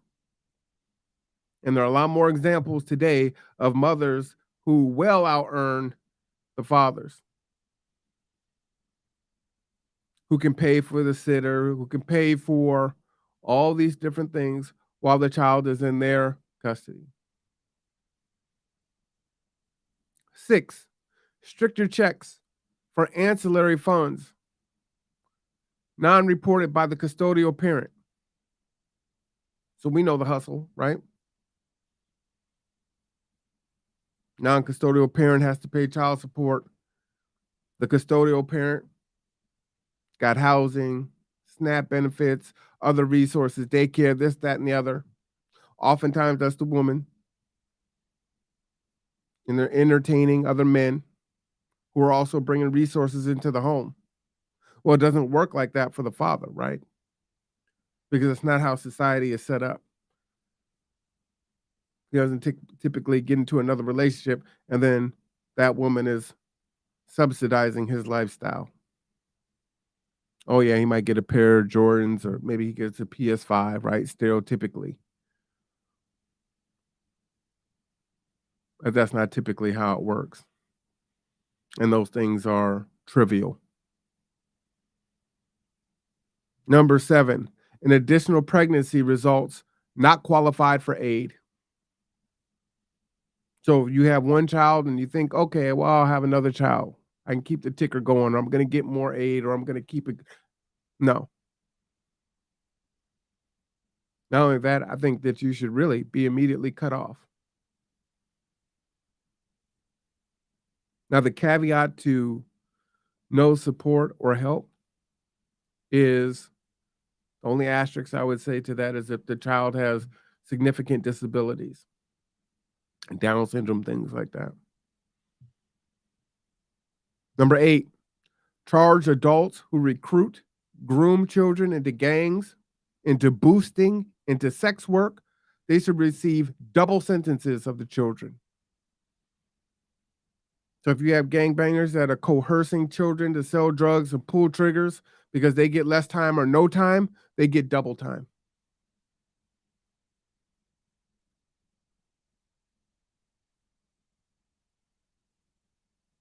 This is the accountability doctrine. Let me go ahead and paste these 8 in the chat for you.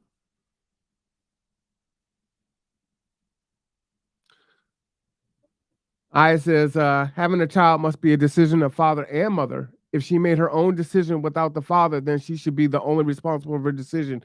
Absolutely. Absolutely.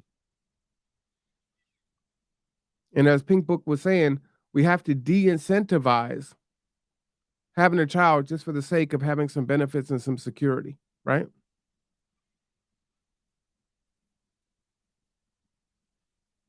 So those are the 8.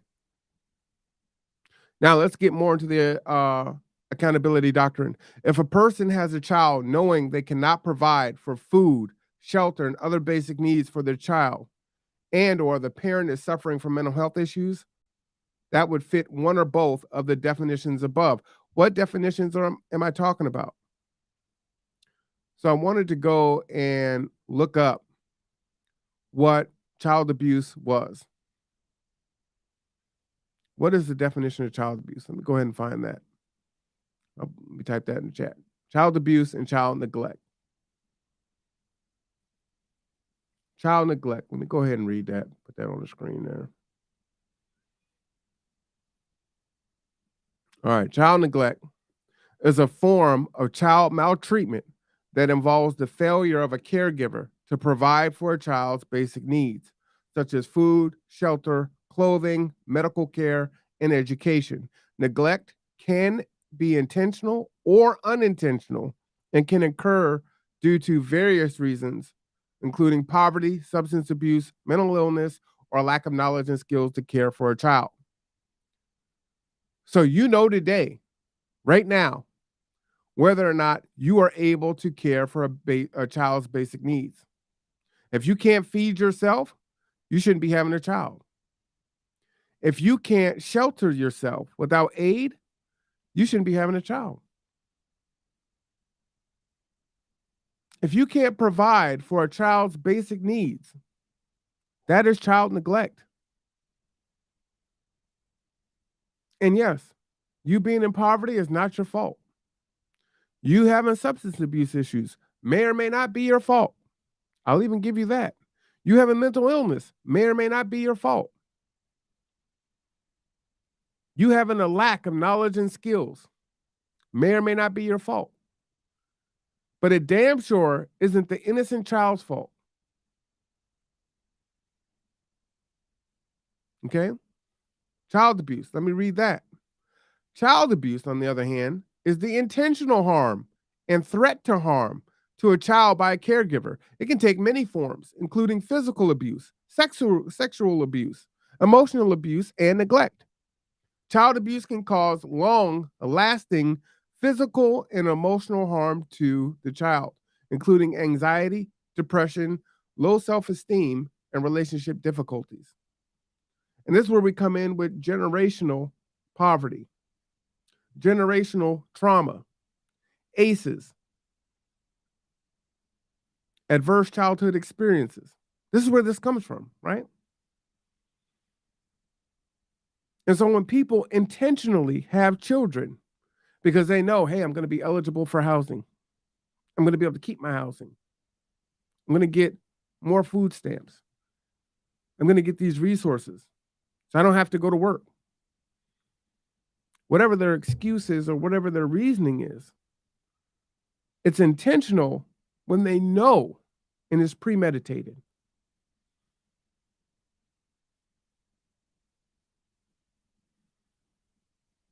You know, it's interesting. You know, we've had a conversation about feminism last week with City Council. Matter of fact, I'll have to talk about that because after my podcast and the things that I said at City Council last Wednesday, Councilman Frey did reach out to me, wrote me a letter and wants to have coffee.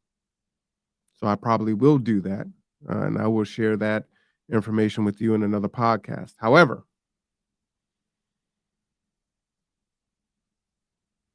feminism, there are good parts to feminism, right?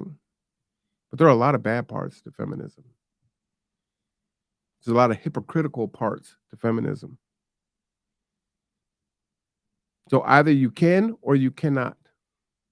But either you are being neglectful or you're being abusive. And oftentimes, you will have feminists that want it both ways. Your body, your choice. You should be able to do sex work. You should be able to go on OnlyFans. You should be able to do these things, right? But then, on the other hand, When you have a child with somebody, you all of a sudden, there's no agency.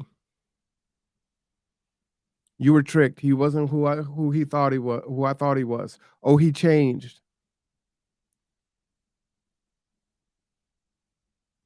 And oftentimes he already had kids. He already was who he said he was. But that's what got you excited. That was the turn on. So you didn't want the educated lame, right? You didn't want the guy that was going to work every day in and day out. Mr. Consistent. Whether it was Arby's or UPS.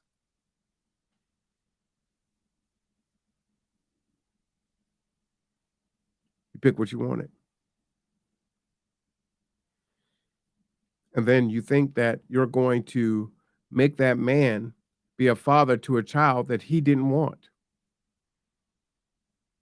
And then there's anger and regret and animosity both ways. And the innocent child is the one that suffers from it. And we have all the statistics on how children do better in a two-parent household.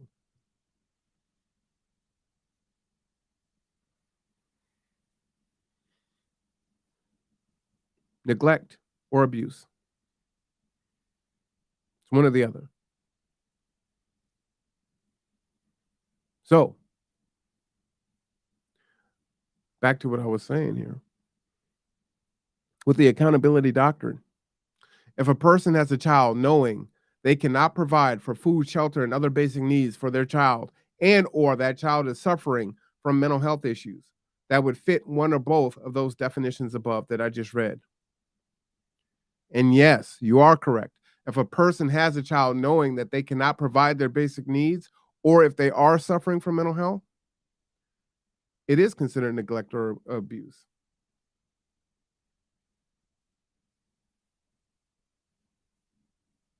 Now we can look at the United Nations Convention of Rights of the Child, the UNCRC. They recognize the right of the children to be protected from all forms of abuse and neglect. We can look at the Child Abuse Prevention Treatment Act, CAPTA. It's a federal law in the United States that provides funding to states for prevention, identification, and treatment of abuse and neglect. We have the Child Care and Protection Act of 2010, the CCPA, which is a law in Jamaica that provides for the care and protection of children who are in need of care and protection. The law defines neglect as failure of a parent or guardian to provide for the basic needs of the child, including food, clothing, shelter, medical care, and education. We also have the Children Act of 1989. The Children Act 1989 is a law in the UK that outlines the responsibilities of the parents and local authorities in ensuring the welfare of children. The law defines neglect as failure to provide the child with adequate food, clothing, shelter, and medical treatment. Now, again, things happen, right? And I understand that. But a lot of this can be mitigated just from saying, hey, can you provide for yourself, your own food, your own shelter? If you can't currently do that, you're not ready to have a child, because you can't do that without getting a subsidy to take care of the child.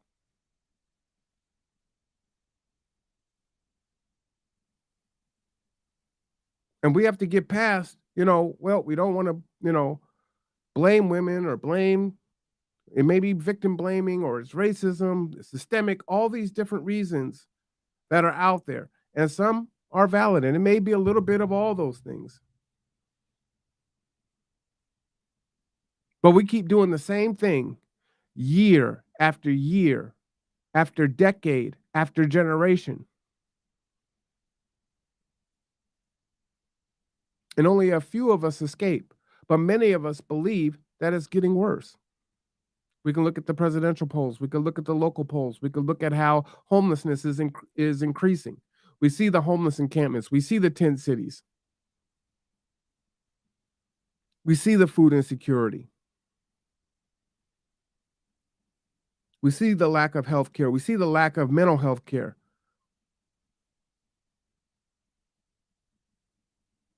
We are worse off today than we were yesterday, for sure. Hopium isn't going to fix our situation. We're going to have to do something. We're going to have to do something that's radical.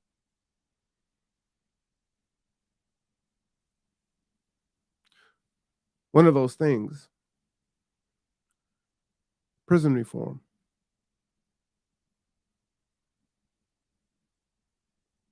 Let's go into it. Prison reform should be immediate, substantial. Men's prisons have the highest demographic of sexual assault and rape in the country, and it needs to stop immediately. Beliefs of, well, if you can't do the time, don't do the crime, don't have any place in a civilized democracy.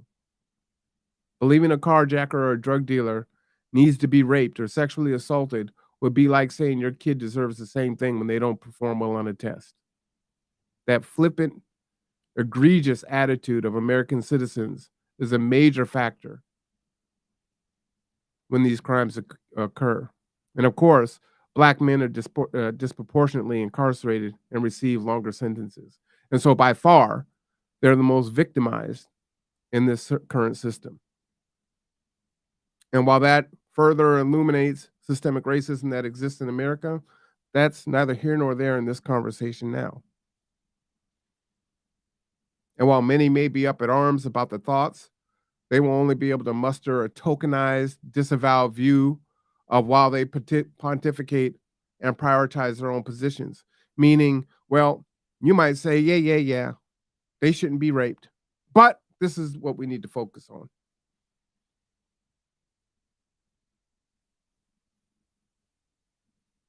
That doesn't even get acknowledged.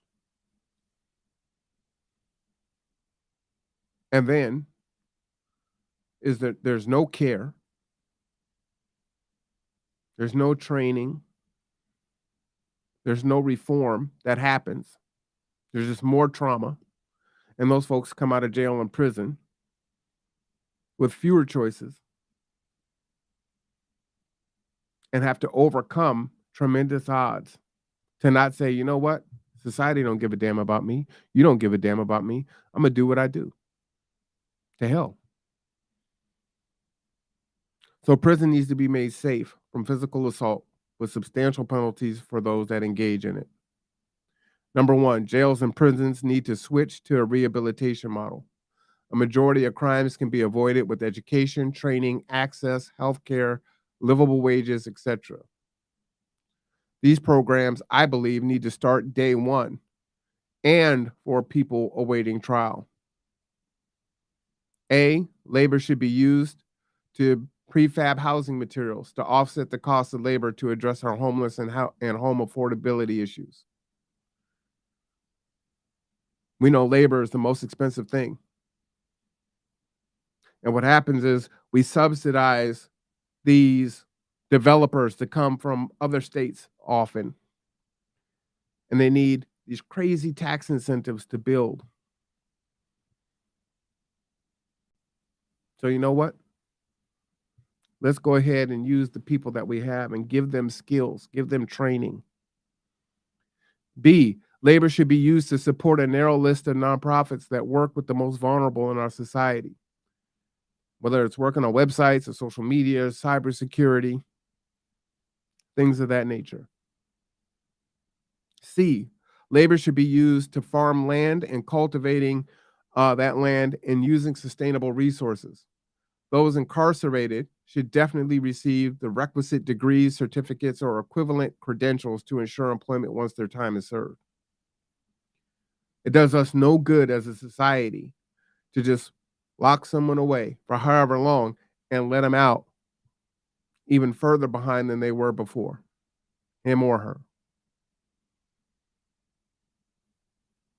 And so if you're out here and you haven't been breaking the law and you've just been trying to survive, and you find yourself with mental health issues, you find yourself abusing alcohol, you find yourself abusing prescription pills, you find yourself doing illegal drugs because you're just trying to get through the day because it's so hard. It's pretty easy to see that someone who's been incarcerated that comes out and doesn't have any options or resources, how easy it is to fall into that or fall back into that. So you can pay for it on the front end, or you can pay for it on the back end, or you can invest and change the whole game. 3, parenting, conflict resolution, resource access, and utilization should be taught. Not when they get out, but while they're in, so they understand how to apply for resources, how to navigate resources, how to fill out for resources, whether it's even entrepreneurship, grants,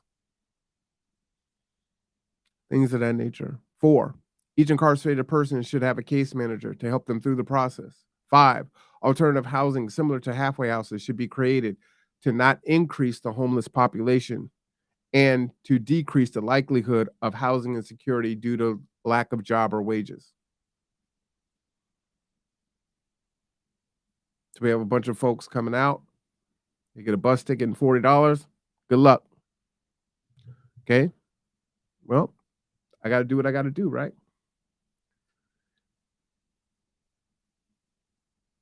Really hard for people to overcome under those conditions. Number 6, those who have 15 years or more should also be in these programs. Number 7, transparency for jail staff, courts, and law enforcement. A, those caught abusing these people receive the same charge as the person they victimized in regards to time. B, they lose the right to practice law, protect and serve, and will be put on a registry. Any individual or organization hiring them in those positions will receive the same consequences. C, you have to disincentivize the system in order to dismantle the system. C, ending qualified immunity, subjective charging, and other inequitable actions will decrease abuse in the system. So when that 20-something young white teacher, female teacher sleeps with the student, and we say sleep, that's rape, right? Because if it was a male teacher, well, he raped that 14-year-old girl. He raped that 15-year-old girl. But when it's a 20-year-old female teacher who had sex with, had a relationship with a 14-year-old boy, a 15-year-old boy, that's what it is. That's what we call it. No, it's rape. So if you're going to give a man 36 months and he's registered as a sex offender for the rest of his life, that's the same thing that you're going to give to her. Standard across the board. Everyone gets the same thing.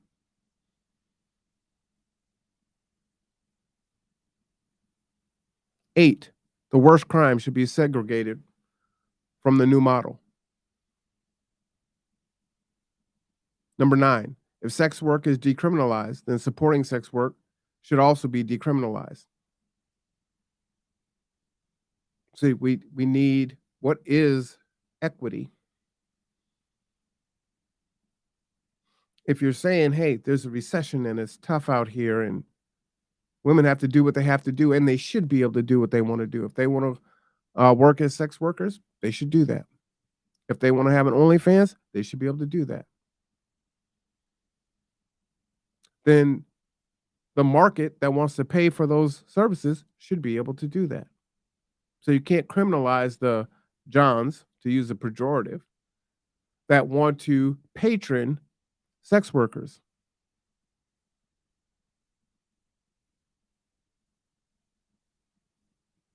Now that said, A, there should be harsher penalties for trafficking people against their will and minors. Let's be very clear on that. So there's no miscommunication. 10, cut off the drug supply at the middle. Decriminalize the user. Harshly criminalize mid-level drug dealers. We know where the drugs come from. We know where they flow. And if we wanted to stop it, we could. We don't, not yet. Multi-billion-dollar industry. Why would we stop it? People are getting rich off of it. But it's really easy to fix. And we can say, yeah, well, we decriminalize the user, and we see what's happened in Portland, we see what happens and all of many of our other cities, yeah, it's bad.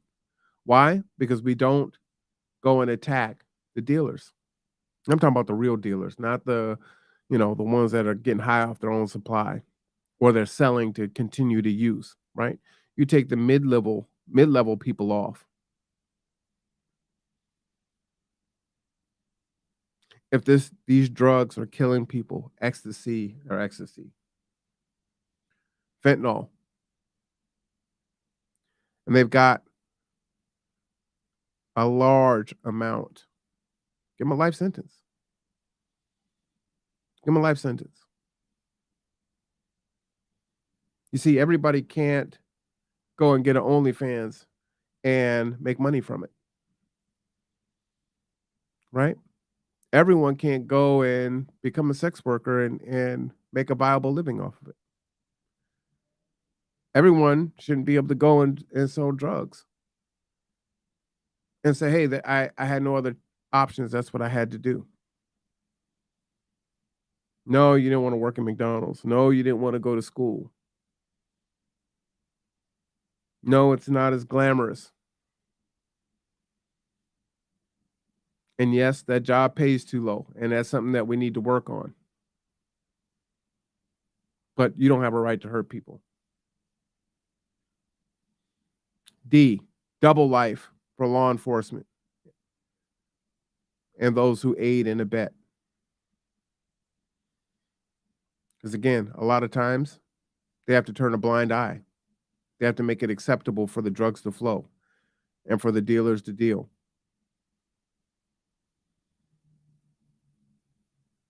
Gangs like the Aryan Nations, the Skidheads, the KKK, the Yakuza, the Triads, the Mafias, and other gangs should receive harsh sentences.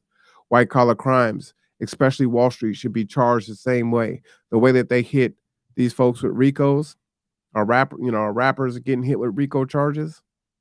You do the same thing for white-collar crime and Wall Street crime. Because it touches them too, right?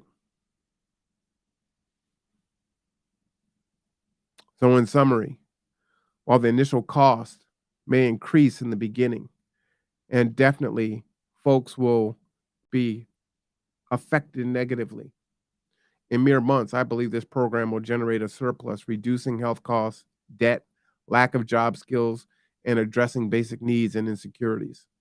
This plan can also reduce our need for fossil fuels, exploiting our global labor and protecting the US dollar while increasing exporting goods and services.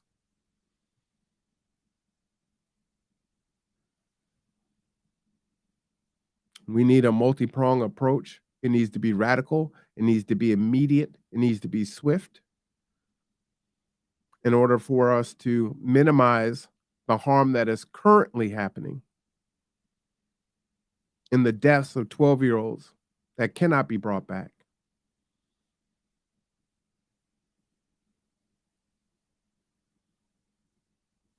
And while I hesitate to make comparisons, I would rather my daughter's belly growl than for her to not be here at all.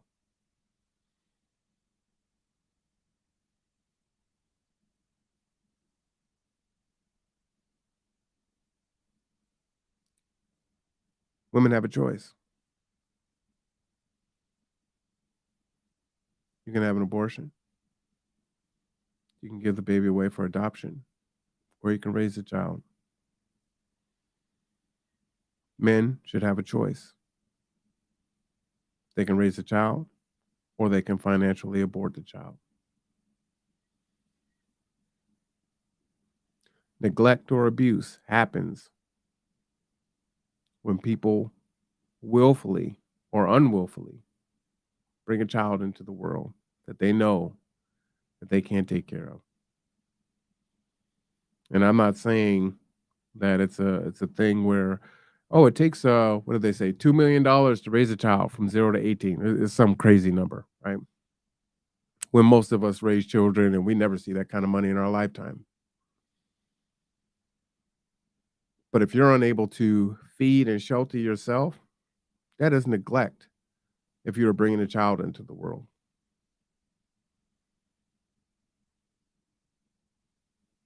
The definition of insanity is doing the same thing over and over again, expecting a different result.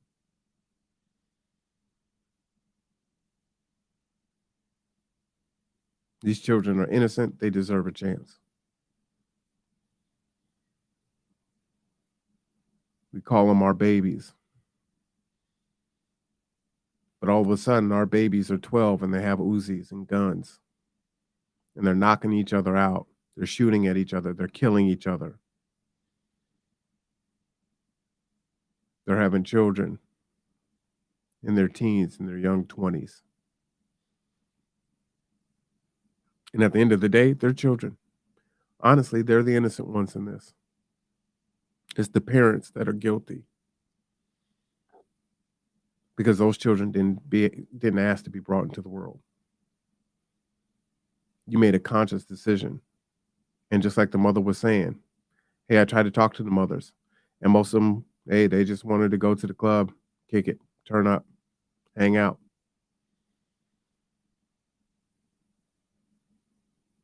We've got to do something different.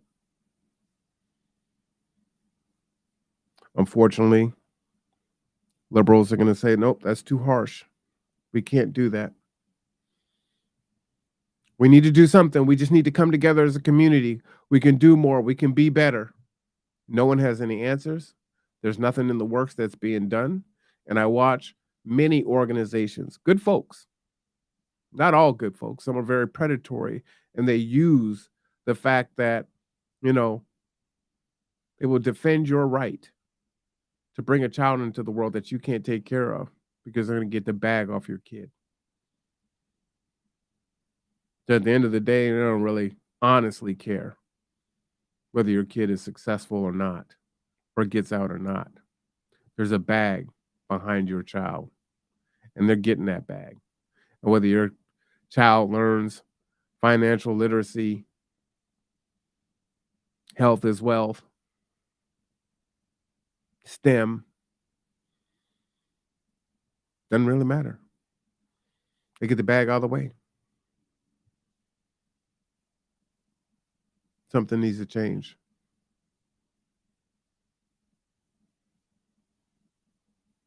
It's out of control.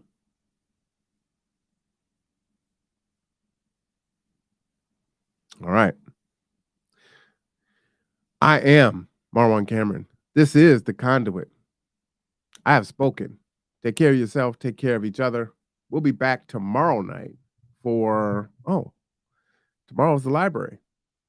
Board meeting for the library. Wednesdays. No city council this Wednesday. Got some more shows coming up. Unfortunately, you'll probably see more and more of me having these conversations just because they're happening so frequently now. It's too much. It's too much, y'all. All right.